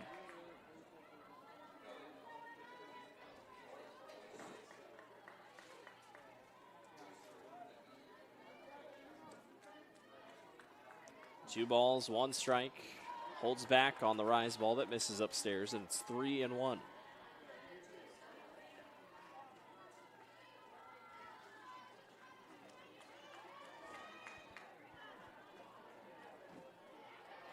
Wheatley came in .375 in the batting average category this week. Swings through and misses, and it's strike two.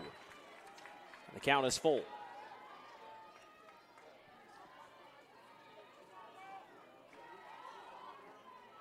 And then turning 1 for 3, including today. Had a couple minimal at-bats here this week, in and out. Full count, up and away. Ball four, and Wheatley takes her base. Josie Watstrom reached on an error in the second, lined out in the third. Now up to bat. The junior came in 296 in the batting average category this week.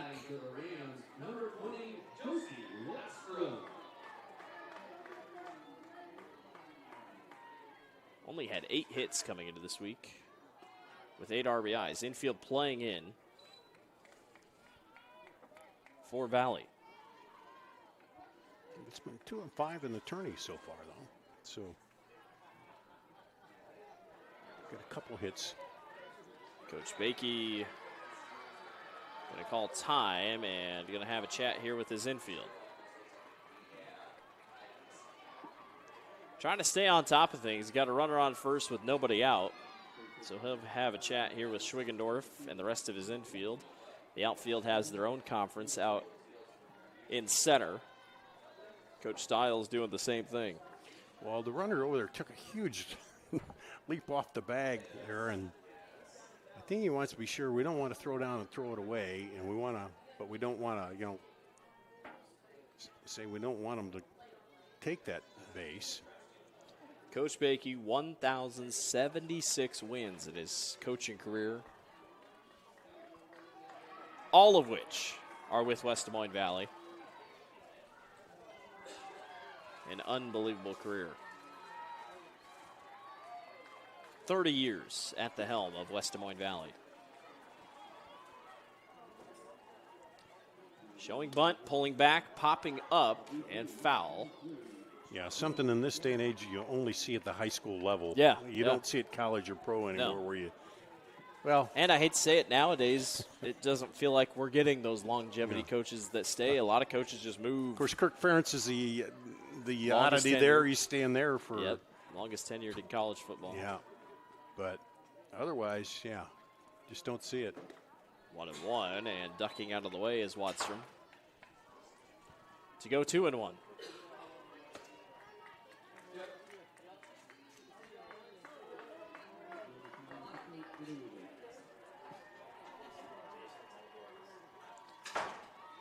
Sibula playing in here on the third base side a little bit. This is a beautiful bunt. Throw on to first is in time, though. Shout out to Bryn, who was able to get there quick and toss it over to first base. It is a sac bunt for out number 1, and it does advance the runner, but boy, that could have been just safe all the way around. Yeah, and Lily Flynn, too, to reach corral out that and get ball it. low and get by the runner, but yeah, because her coming in is a better angle to throw it than the catcher trying to come up.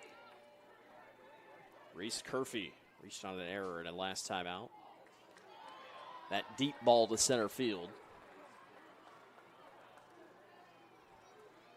Or a double on Reese. Yeah, I didn't. What did they score? Did they Didn't score know that if they a double? scored it as a hit, error, Yeah, I whatever did it too. was. I scored it as a double.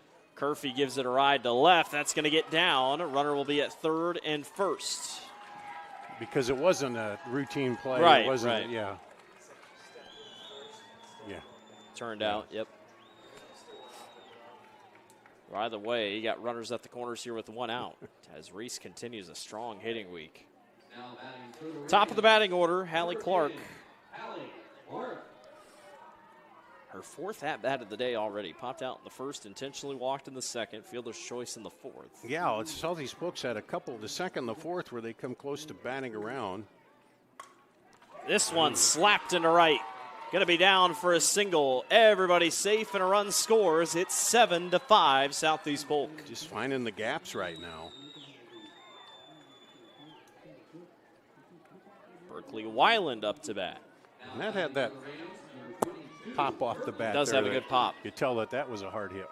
Line out in the first. She singled in the second. Bunted her way to first in the 4th. I guess if you wanted to, you could bunt here. See what they try to do. Schwigendorf is in there for strike 1.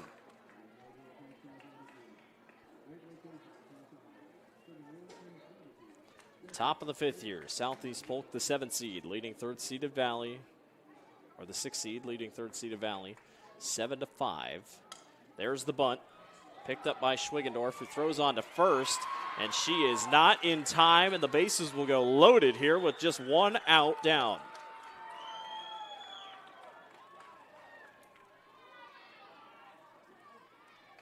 And now steps up number 11, Ivy Arauco. 2 singles today and a sacrifice fly. A sac fly would also score a run here. Big spot for Ivy, who has, boy, been so good this week. Now playing catcher after a couple substitutions.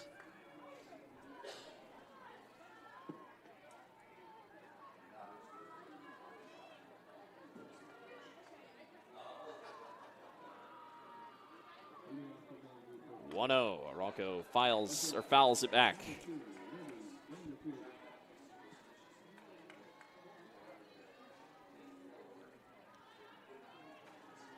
Maddie Zlomke started out in the circle this afternoon for Valley. And they bring in Teely Schwigendorf. Now she's got bases loaded here with one out, trying to get out of it. Arauco chops this one short to third. They get the runner at home, best case scenario. That wasn't easy though. Ilsa Hervey had to really reach for that one.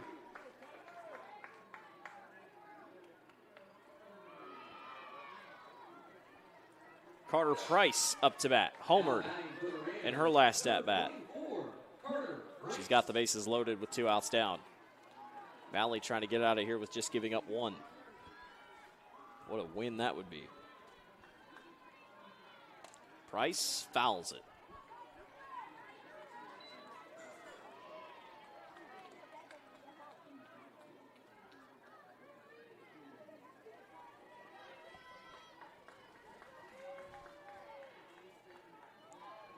Carter with 2 different colored gloves.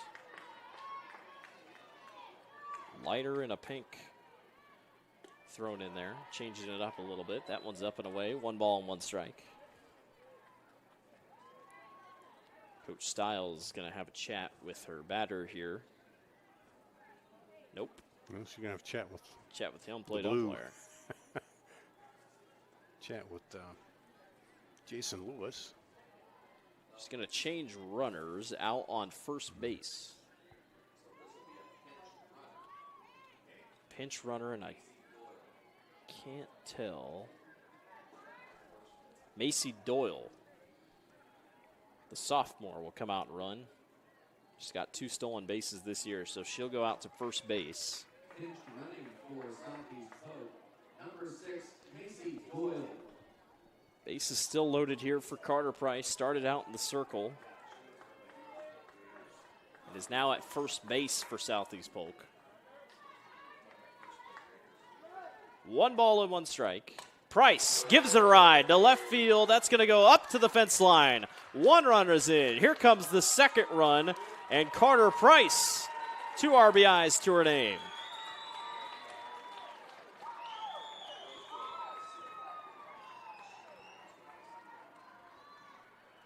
Southeast Polk extends the lead 9-5 here in the top of the 5th. And now Jaden Woods up to bat. How about 3 innings, 3 runs each for Southeast Polk? 2 outs down, and Coach Bakey will come out. And is he going to make a pitching change here? And they will make a change. Valley's going to run out number 25, Taylon White, the freshman. And we will take a break while they run the pitching change and the warm-up. Southeast Polk leads 9-5.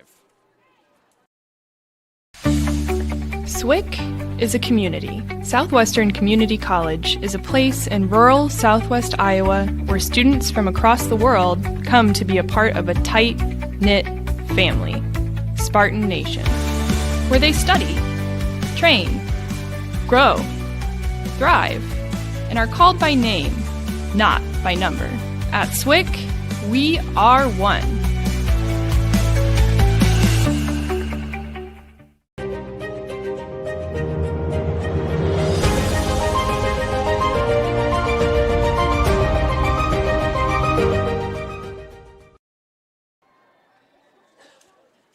9-5. Southeast Polk leading over West Des Moines Valley. And now the Tigers bringing in the freshman, Taylin White. Just her 10th appearance on the season. Yeah, only 8 1/3 innings. 5 strikeouts, 15 walks. At this point, Tigers trying to change things around and keep up. Southeast Polk's offense has showed up here in these 2 games that they've played against the Tigers.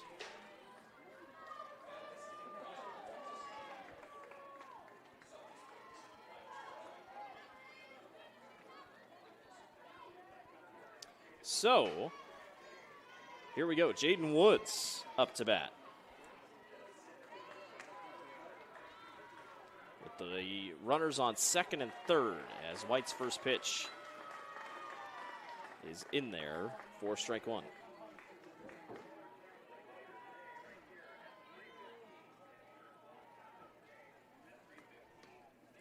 Oh, and 1 is outside. It'll be 1-1.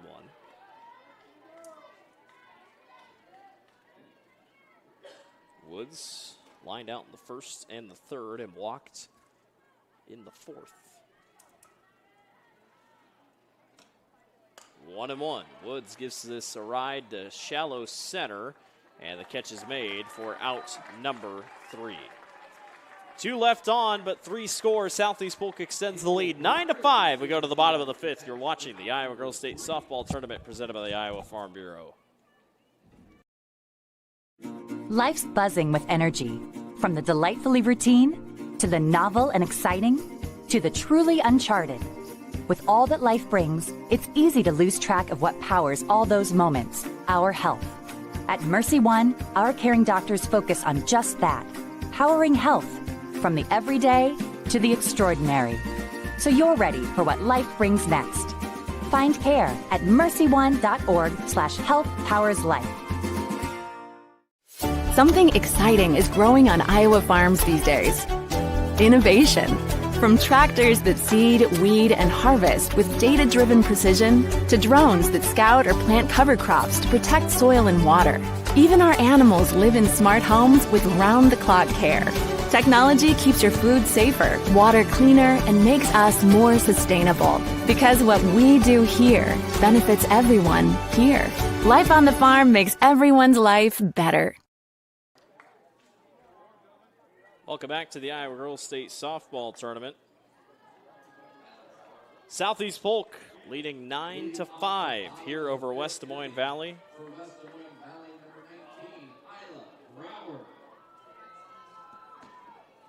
Rams trying to hold on here defensively as Valley has been able to keep up here on the hitting side. Valley scored 2 in the first, 2 in the third, 1 in the fourth. And now Isla Brower, the left fielder, up to bat.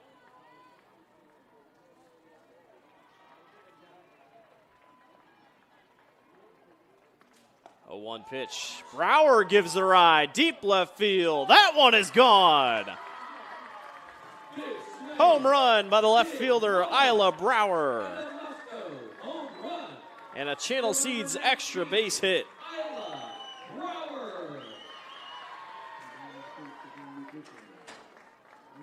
And just like that, Valley pulls it back within 3 off the bat of Brower. And it brings up Maddie Zlomke, who was hit by a pitch in the second and had a double in the third. Good way to answer. So Zlomke will step back up to bat.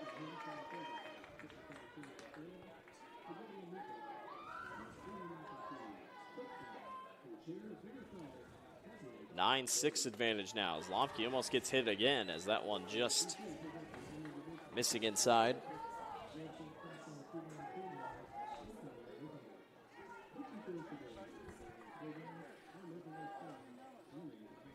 One ball, no strikes. No outs here in the bottom of the 5th. And Zlomke will step out.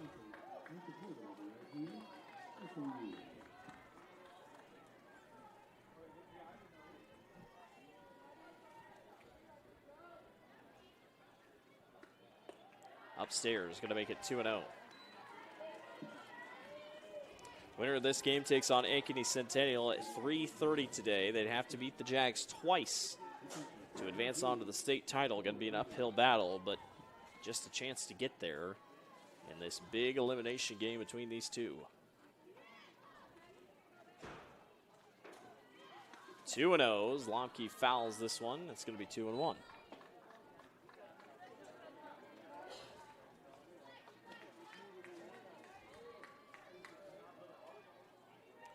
Two very competitive games at state between these two teams, and the first 3 times they met this year, Dar, 6-0 Valley, 9-1 Valley, and then 3-2 Valley. So these offenses have kind of come out of nowhere. Zlomke gives it a ride to left in a routine fly ball. Out for out number 1. Nice catch by Weiland. Jordan Huffman up to bat now. Sacrifice in the 3rd. And Southeast Polk just scoring in 3s here today. And Huffman came into the tournament hitting .325, 12 RBIs on the season. Looking for a big spot here. Nobody on. Curfey outside for ball 1.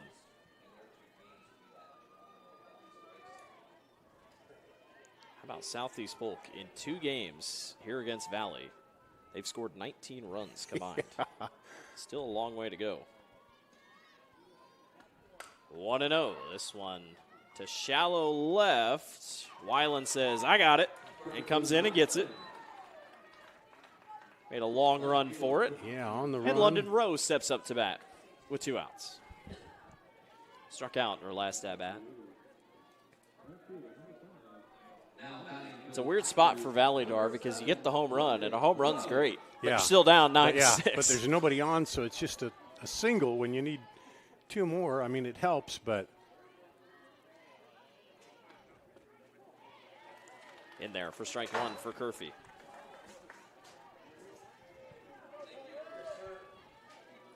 But they will turn over the lineup coming up. So 2 outs down. Here comes the 0-1 pitch by Curfey. And just misses outside for 1-1.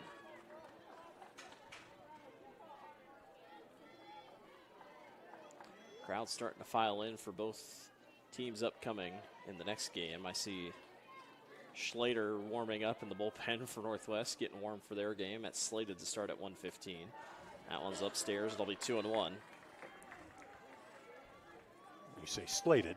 Slated to start it. Knowing that this one's been. We'll see. The way this game's gone. Moving along slowly. Lots of action. 2-1 pitch. Inside goes 3-1 here up against Rowe. London had a sacrifice bunt in the 2nd, and like I said, struck out in the 3rd.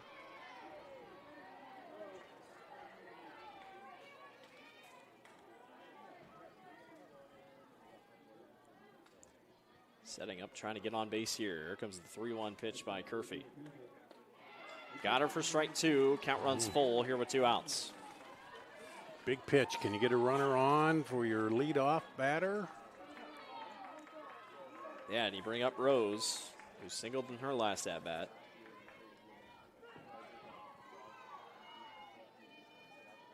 Full count, 3-2. Just got her. Strike 3. A little bit of a delayed count, but she got her. A strikeout for Curfey. Sits down the batter. 1 scores on a home run off of Isla Brower. 9-6. Southeast Polk leads. We'll see you in the top of the 6th.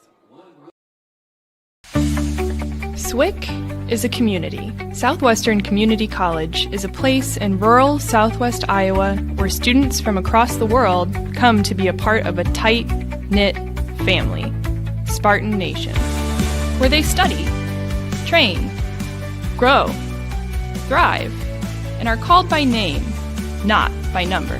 At SWIC, we are one.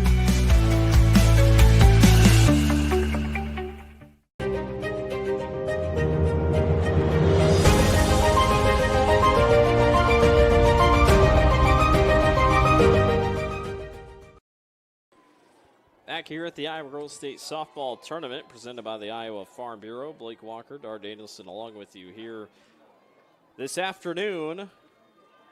Somebody is headed off to play Ankeny Centennial, and somebody's going home here in this elimination game. Southeast Polk leading 9-6.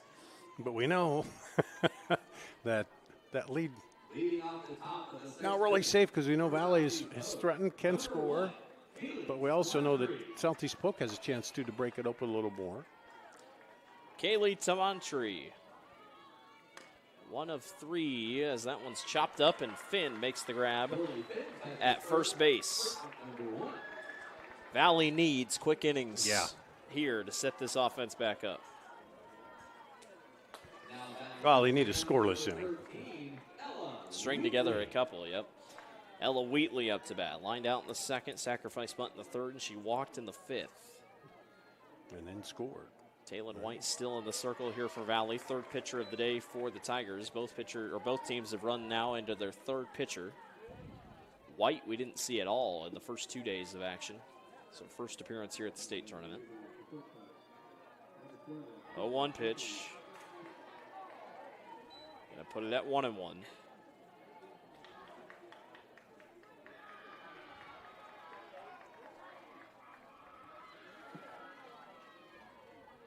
One out, down, and nobody on. Change up, got her. Swing and a miss, strike 2.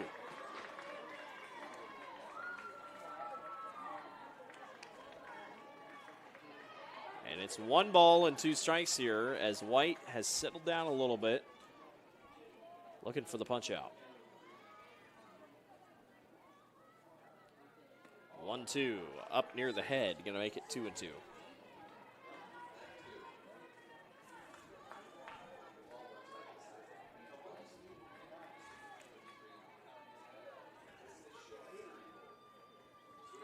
Counts even, 2 apiece. Just missing upstairs. It'll be 3-2, full count here for White up against Ella Wheatley, who's looking for back-to-back walks in her at-bats this afternoon.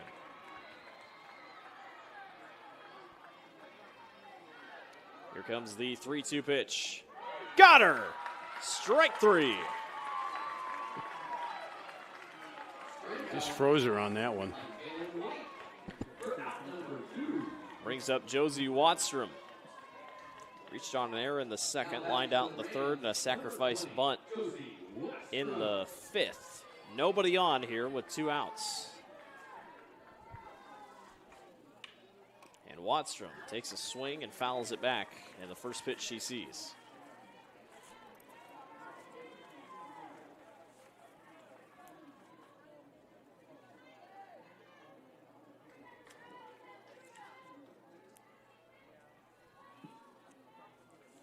One by White, chopped short, picked up on the hop by Rose. She throws on to first. 3 up, 3 down by the Valley defense. Sends us to the bottom of the 6th. Tigers looking for some runs. We'll be back. You're watching the Iowa Girls State Softball Tournament. Ready? Let's go. Mom, over here. Yeah, this kind of thing can happen when you're hiking, but no worries, Mom. I can prescribe something to soothe the itch. Unity Point Health looks at your family's health from your point of view, offering same-day appointments with expertise focused on what matters most to you.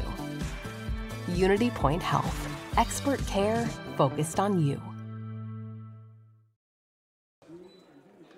Bottoms of the 6th. Valley trailing Southeast Polk 9-6 is your score. The Rams, the 6th seed, trying to go for a rematch with Ankeny Centennial here later this afternoon in this elimination game. Bottom of the 6th, but top of the order. Yes, for Valley. Is crucial so for Valley. If this is the time to do it, Rose has singled today. Campbell Broderick has doubled and walked twice, and then Ilsa Hervey, the dangerous 3-hitter, does have a homer today. So a big spot here for the Tigers, who no matter what will have 2 more chances at batting here, as they will get to see the bottom of the 7th as the home team. Again, Valley was the home team because of the seed advantage. Yeah, even though they lost that first game. So Carrie Rose steps up to bat.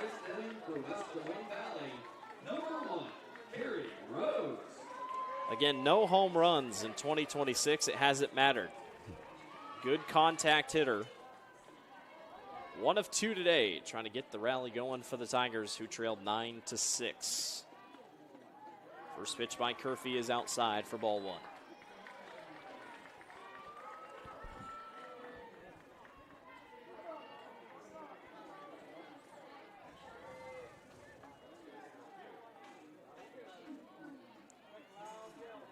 There's the 1-0 pitch to Rose.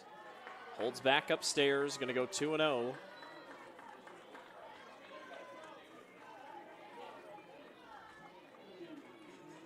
You know she's going to be patient because she knows they need base runners, so.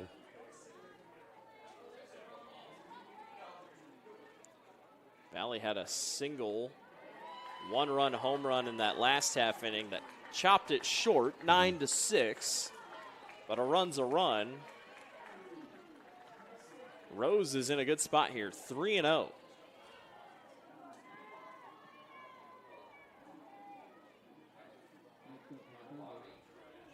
And Rose, 4 pitches and a walk.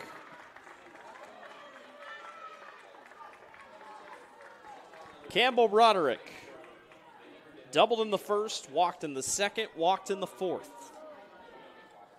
She knows how to get on base. Now batting to the Tigers, number 2, Campbell Broderick. What a wild game this has been, these elimination games. Yesterday we saw it with Valley and Dowling. Valley trying to go for 2 elimination game victories with their backs against the wall. Some teams just play better in those situations. A little bit more cloud cover starting to make its way over the diamond.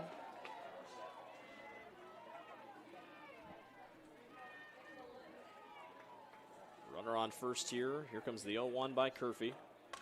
This one popped up. Shortstop roaming back, and the catch is made for out number 1. Clark makes the job look easy. Now here's Ilsa Hervey. And here with the runner on, if you hit the home run, that is bigger. I mean, the other one was important, but here you get 2 out of it. If she 3 does. home runs in 3 days for Ilsa. Would love to grab another one here that could at least get it within 1. She holds back as that one's low for ball 1. Again, Aurelco is the one who's behind the dish. It started with Tamantri playing She just catcher. about let that one slip by there. She had the double clutch on it, but. Here comes the 1-0. Tried to pull Maybe that 2-0.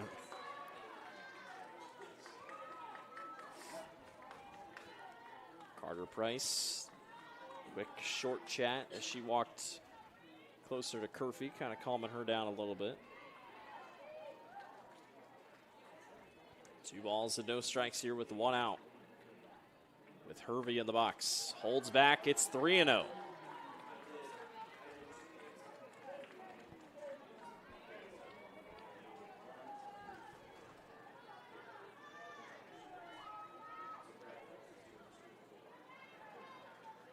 Already 1 walk here with Rose to start this half inning. Hervey would look for another one here on the 3-0 pitch. And it is ball 4. Runners to first and second, and the game-tying run comes to the plate. And Bryn Sibula. And the infield's going to come in and rally around pitcher a little bit. Coach Bakey going to change runners here on an IMT insurance substitution. Learn how you can be worry-free with IMT at imtins.com. Yeah, and Hervey the catcher, so you get a courtesy runner for her at first.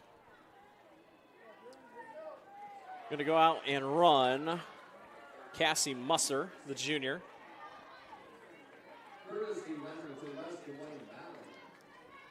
So the game-tying run at the plate here for Valley. Now batting for the Tigers, number 23, Bryn Sibula.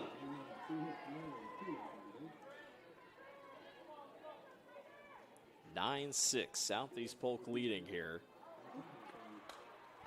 Swings at the first pitch she sees and fouls it back. 0-1. She hit that single in right center earlier. That was where she was looking with that one to take that ball the other way. Yeah, she struck out in the fourth. So kind of been hit or miss here. Fouls it again, quickly behind 0-2. A little early on that one. Obviously, she's getting the swing away sign from coach, so he has trust in her. Put it in play.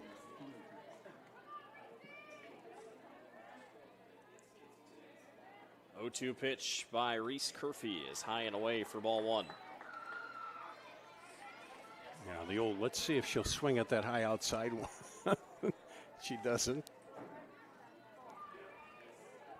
Got to test her a little bit. Yeah, try to goad her into strike three there. But you know, it's a big moment. Hitter could be on edge. That's what Reese is looking for. That one gets away from the catcher, and the runners will advance to second and third. Yeah, that's costly.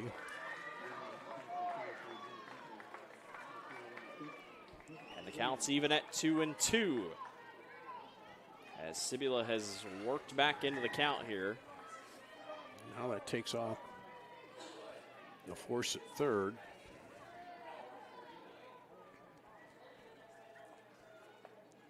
Counts even. And a swing and a miss for strike three as Sibula chased it. Yeah, they tried to get her to do that for a couple pitches, and I think that they know she likes that outside pitch, and she was thinking to slap it to right, and she just got a little over anxious on that one. Now Lily Finn up to bat. Homered yesterday. Or homered in the first game, excuse me. And gives this a ride to deep left. Valley has tied it. Lily Finn does it again. The Cardiac Tigers continue, and we're tied at 9. Unreal. Wow. On the brink of elimination, Valley steps up again. And the Tigers have brought it back to 9 apiece. Southeast Polk is going to make a pitching change as Carly Kielman comes back up. And that's the 7th RBI for Finn. She had the granny and now the 3-run homer. What a moment for the first baseman, Lily Finn, coming up in a big way, just a junior, has tied it back up. We'll step aside for a short break while they run the pitching change. We'll be back. You're watching the Iowa Girls State Softball Tournament. Something exciting is growing on Iowa farms these days. Innovation. From tractors that seed, weed, and harvest with data-driven precision to drones that scout or plant cover crops to protect soil and water. Even our animals live in smart homes with round-the-clock care. Technology keeps your food safer, water cleaner, and makes us more sustainable. Because what we do here benefits everyone here. Life on the farm makes everyone's life better. Bottom of the 6th. Lily Finn, the junior, 3-run home run to tie it at 9 apiece. And now up goes Carly Kielman, who we saw earlier today. And now Isla Brower steps up to bat. She homered in her last at-bat. She's 2 of 3 today. And that one's low for ball 1. And again, it wasn't the homer that hurt you. It was the 2 walks before the homer. Right. That really stings with that. Brower had that 1-run home run. That got it back to 9-6. Good pitch by Kielman in there for strike 1.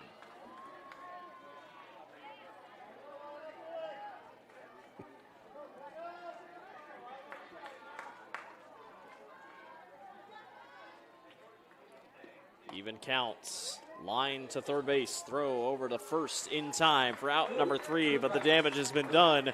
Lily Finn, 3-run shot to deep center, has it tied. 9-9, we go to the top of the 7th. You're watching the Iowa Girls State Softball Tournament. At MidAmerican Energy, we're one company serving 1.6 million people who all need energy that's available 24/7. That's why we work 24/7. That's why we make investments in our systems that make us more resilient to extreme weather. That's why we generate power from all available resources to cover the variables in supply and demand. And that's why when the power is knocked out, we work around the clock to restore power to you. MidAmerican Energy, obsessively, relentlessly at your service. Welcome back to the Iowa Girls State Softball Tournament. Blake Walker, Dar Danielson with you here in the top of the 7th inning. Southeast Polk 9, Valley 9. The winner will take on Ankeny Centennial in slated to be just a couple hours. Yeah. Here's how it went. Valley 2 in the first, 3 for Southeast Polk in the third, 2 in the second, 2 for Valley in the third, 3 for Southeast Polk in the fourth, 1 for Valley in the fourth, 3 for Southeast Polk in the fifth, 1 for Valley, then 3 for Valley at the bottom of the 6th. Southeast Polk just putting up 3 spots, and Valley finally catches them. Carly Kielman up to bat for the first time today for Southeast Polk. Taylon White in the circle still for Valley. Polk just putting up 3 spots, and Valley finally catches them. Carly Kielman up to bat for the first time today for Southeast Polk. Taylon White in the circle still for Valley.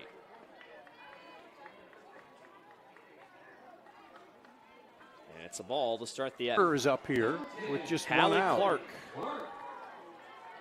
popped out in the first, intentionally walked in the second, fielder's choice in the fourth, and singled in the 5th. Her 5th at-bat of the day. Good pitch by White. The Valley crowd has gotten back into it. A little bit louder here.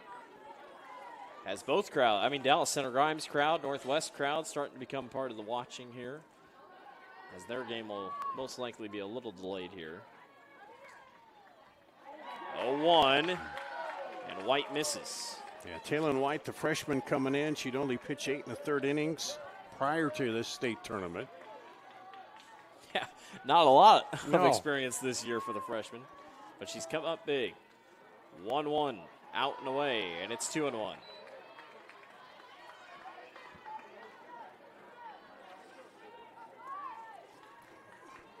But I guess really not a freshman at this point in the season. The Not state at all. tournament elimination game. Growing up. That really has not had a lot of innings to work. White is in there for strike 2. Here comes a ball from the other field, rolling over. When Valley comes back up, they'll have the 7, 8, and 9 hitters due up. Even count 2-2 is low, ball 3. And the count runs full for Hallie Clark.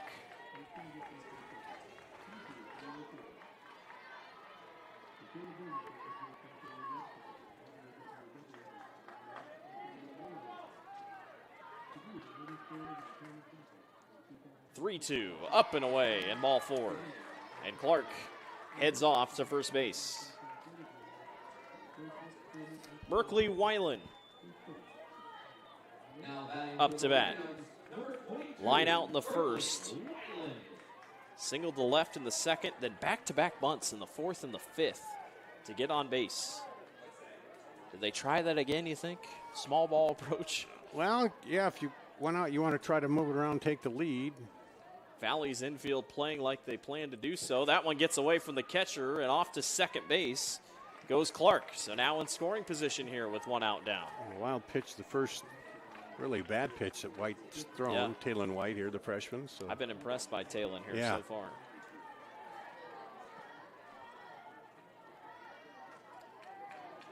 A high-scoring affair here today. Out and away for ball 2. Rose coming in, giving her a little, say hey. Coach Now Bakey they're going to gonna- come to the center and have a chat with his infield here.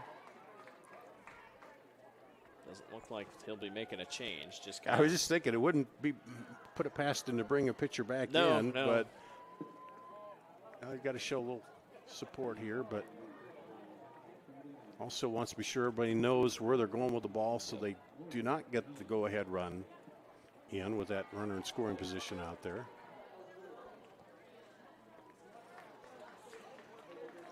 So Coach Bakey comes out of the huddle.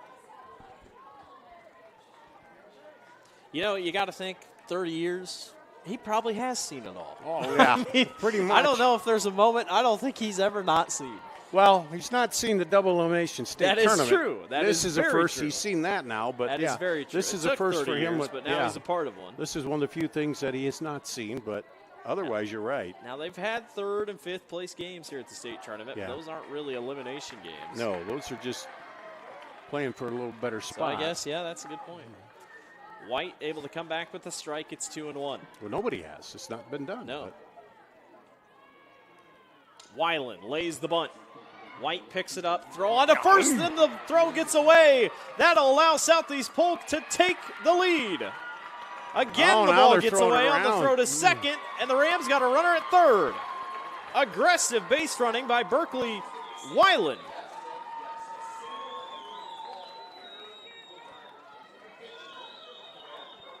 And the Rams take the lead at 10-9. So they're going to score that a single error two on the errors. pitchers on both, and then on the right field on the throws. So, yeah, a single and 2 errors. What allows a the runner way to take the lead for Southeast Polk. Oh, well, what do you expect? You know? In a game Yeah. like this, yeah, honestly, doesn't surprise me.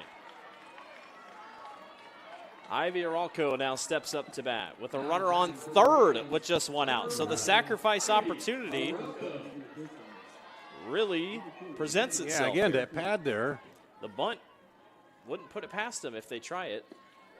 As Well- White's outside for ball 1. And their method of operation here is scoring in 3s. Yep. They've got 1 in this inning, so who knows if that'll continue or what. But clearly no lead is safe Yeah. before we get to the bottom of the 7th. This is true. 1-0. And low. 2-0. Carter Price on deck. 3 of 4 today.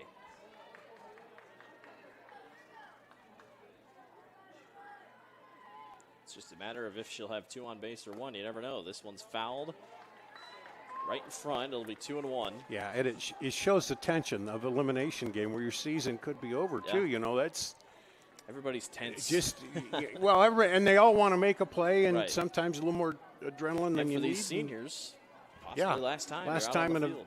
uniform for either of these teams if you lose this one. Ralco chops short. Do they go home with it? Now they got a runoff here. Everybody's going to be safe. Really interesting on a fielder's choice in a way. Yeah, it is. I'd almost like to see her fake the throw first and let the runner get a little farther down the line. Yeah. She looked there and then came back right away, but So everybody's safe. As Ralco gets to first easily. So it'll be runners at the corners. They're going to have an IMT insurance substitution and a runner coming in. yeah, so that's fielder's choice. And So now Carter Price steps up to bat with runners at the corners, and she's 3 of 4 today. Not a bad hitter to have up in this situation with just 1 out down. a single, a double, and a home run. She's just a triple away from the cycle. That'll be tough, but it's possible. Carter Price trying to extend the lead here for Southeast Polk here in the top of the 7th as White misses out and away for ball 1. Which, if she hits the triple, that would give them 3 runs. Yes. Which was, I'm just talking numbers. Who knows? But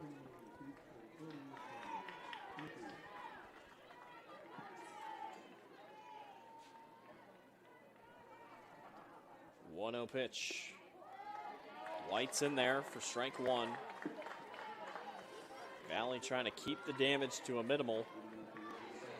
you know, White, the freshman, good for her to compose her, because those 2 errors, you know, she had nothing to do with that. But You got to then come back and bear down and try to put out the fire here and go to the bottom of the 7th.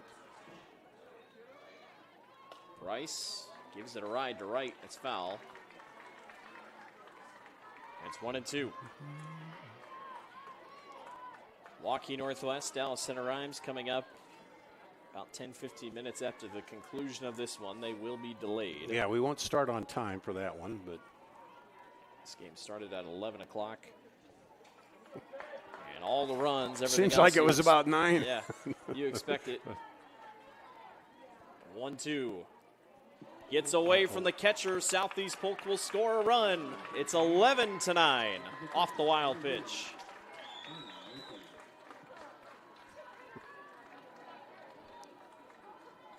So Whelan singles, reaches second on an error, reaches third on an error, and scores on a wild pitch. She had just about everything with that. Lead pump back up to 2 for the Rams, and it's 2-2 for Carter Price in the box. Inside 3-2. White trying to get back a rhythm here for the Tigers.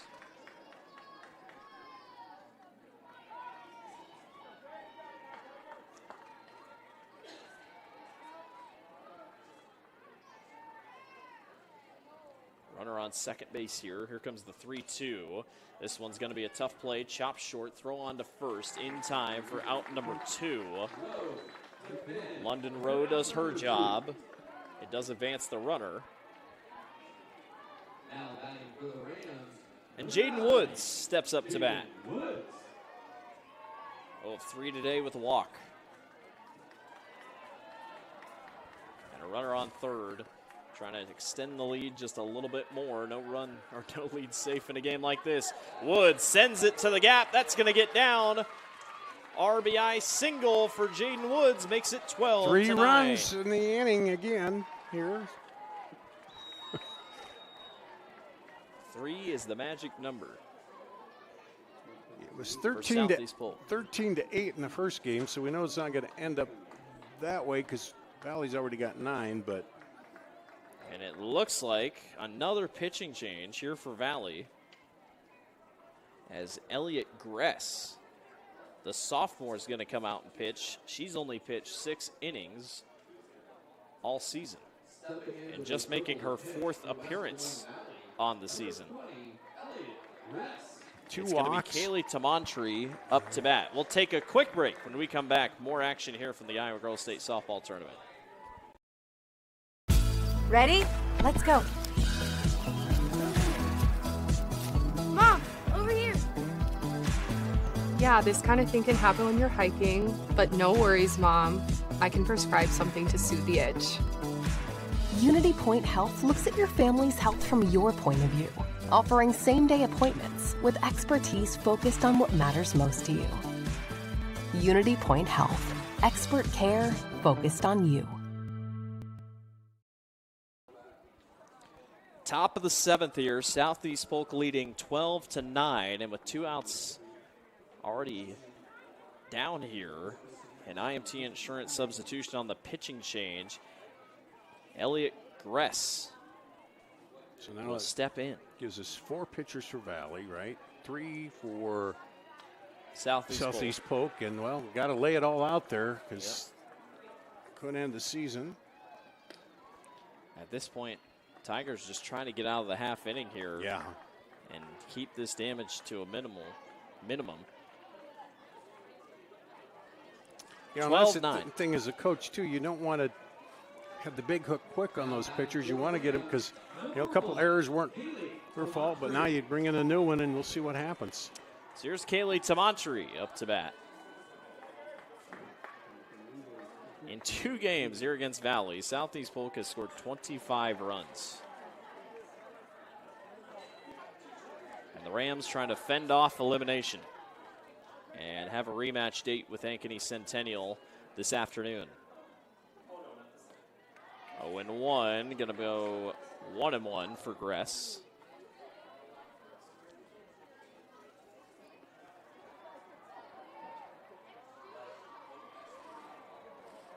One and one. It's high. It'll go 2-1 with Woods on first base. Now Valley trailed by 3 in that last half inning and was able to get that 3-run homer. This one's popped up, and the catch is made. Well, that was a nice play coming into that backstop. 1 left on, 3 score. Valley's down to their last 3 outs. They trail 12-9.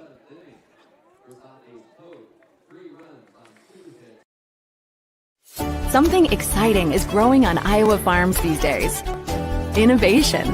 From tractors that seed, weed, and harvest with data-driven precision to drones that scout or plant cover crops to protect soil and water. Even our animals live in smart homes with round-the-clock care. Technology keeps your food safer, water cleaner, and makes us more sustainable. Because what we do here benefits everyone here. Life on the farm makes everyone's life better. Bottom of the 7th we go. Southeast Polk, the 6th seed, leading over 3rd seeded Valley 12-9. And this elimination game, winner off to play Ankeny Centennial this afternoon. What a wild game. Blake Walker, Dar Danielson with you here. Valley's down to their last 3 outs here. They trailed by 3 in that last half inning. Were able to get that 3-run homer. But they've just played from behind so much today. And we mentioned earlier seeing it all. We've just about seen it all here in this game. But 7, 8, 9 batters for Valley. Maddie Zlomke, who started in the circle for Southeast Polk today, or for Valley today, up to bat first. Carly Kielman, the one in the circle. She starts with a strike.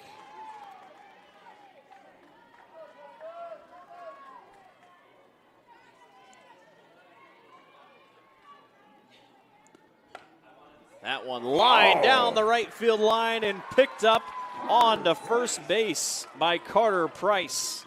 Out for out number 1. Nice grab. And Price has started out in the circle, then moved over there. Jordan Huffman, who's 0 of 3 today, now steps up to bat.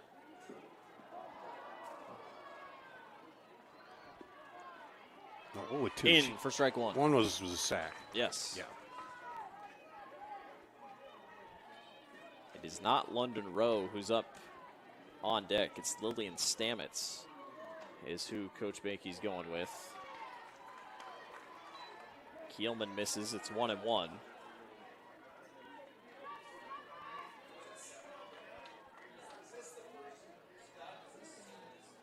One and one. Held back, 2-1.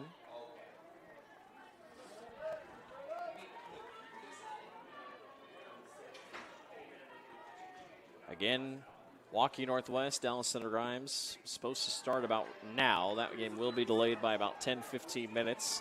Don't have to prep the field. They just got to give the teams a chance to get all situated and warm up, get set to go. 3-1 here. As Huffman's hanging in tight. In there for strike 2. Count runs full at 3-2.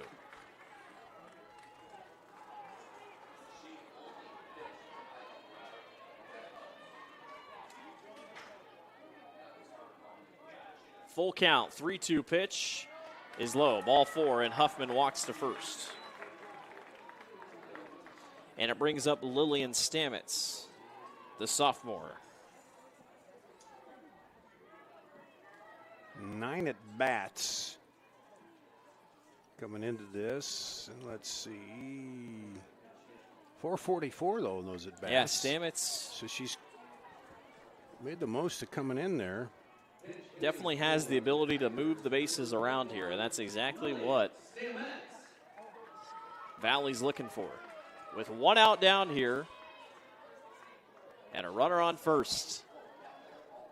Game-tying run on deck, which would be Carrie Rose, the senior. She has 1 home run, Stamets. 1 double.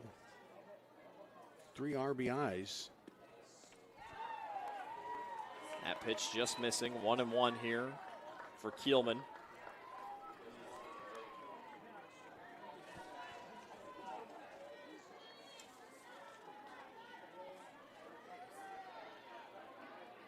One and one to Stamets. In there, strike two.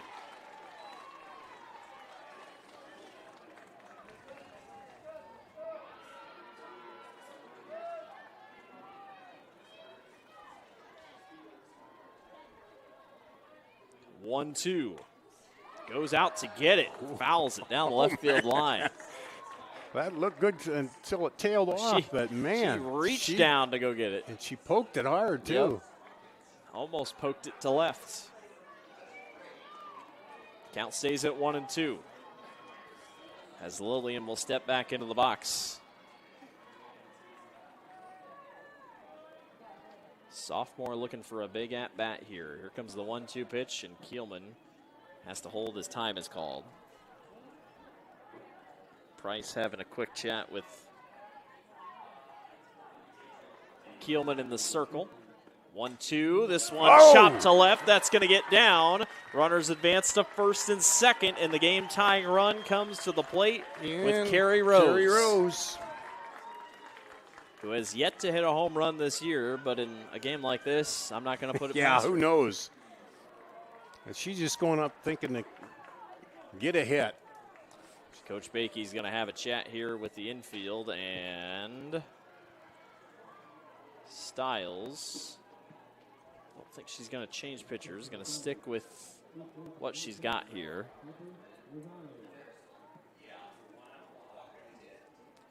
Well, Valley trailed by 3 in the last half inning, and a home run was able to tie it. Similar situation here.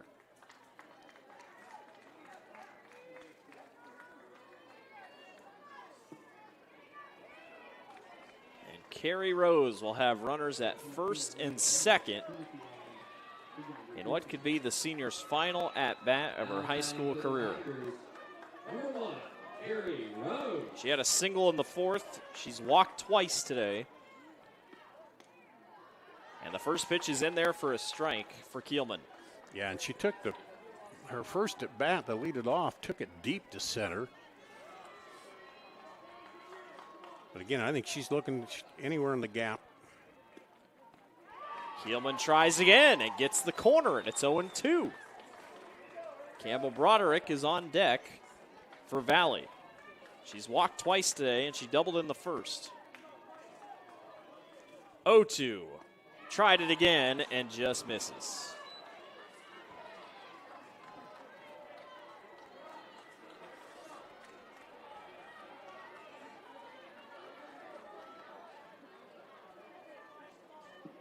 One and two. She likes that pitch. Yeah. Outside that time, a little too far outside. The scouting report obviously is keep it outside and low. Don't give Carrie something to hit. Yeah. Don't get it over the plate. Even count. Rose up the middle. It's picked up. They throw to third and get the lead runner. Wow, what a reaction. She was thinking first, but she realized and went to third, and that could be a game-saving play right there. Nice job by Kielman. Runners at first and second, and now Campbell Broderick steps up to bat. Again, the game-tying run at the plate, but Valley is down to their last out.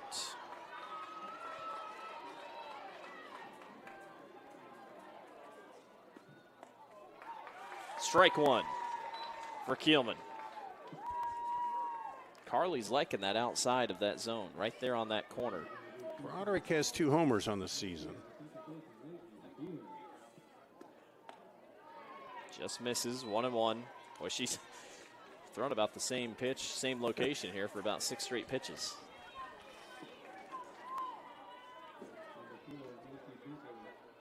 One and one. Broderick sends it into the gap. 1 run will score, and it'll have runners at the corners, 12-10. And guess who's up to bat? Hervey, home run Hervey. Ilsa Hervey steps up to bat. She's got 3 home runs in 3 days. Yeah, do they possibly intentionally walk her? We'll wait and see here. As the infield has a short chat. Bryn Sabula is on deck. She struck out in her last 2 at-bats, but she did single in the third. The game-winning run is at the plate for Valley. for the Tigers. Number 3, Elsa Hervey. This is what elimination games bring you here at the Girls State Softball Tournament. First pitch to Hervey is outside for ball 1. I'm sure they'd rather pitch to Sibula here, but they're going to make her work for it. Got her. Strike 1. Carrie Rose is at first base. Or excuse me. No. Roderick is at first base. In there for strike 2. It's 1-2, and Valley's down to their last strike. Ilsa Hervey will set back in. A home run in the first. Here comes the 1-2 pitch. Hervey chops it short. Throw on to first. Ball game. Southeast Polk defeats Valley 12-10 in a wild elimination game, and they advance to play Ankeny Centennial later this afternoon.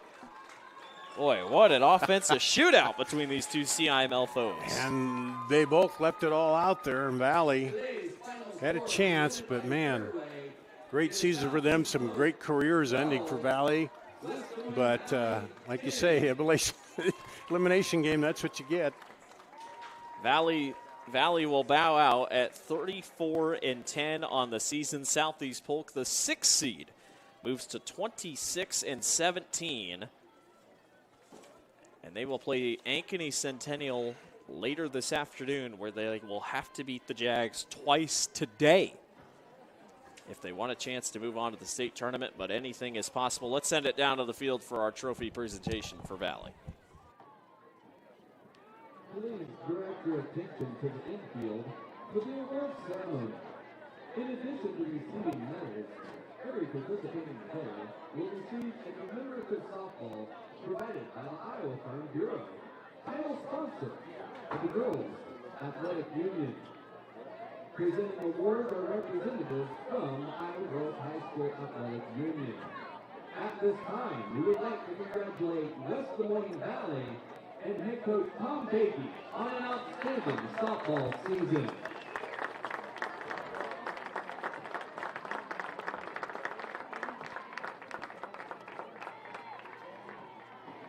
And now we'd like to recognize today's Quick Star star of the game. 3 for 5, 1 home run, 4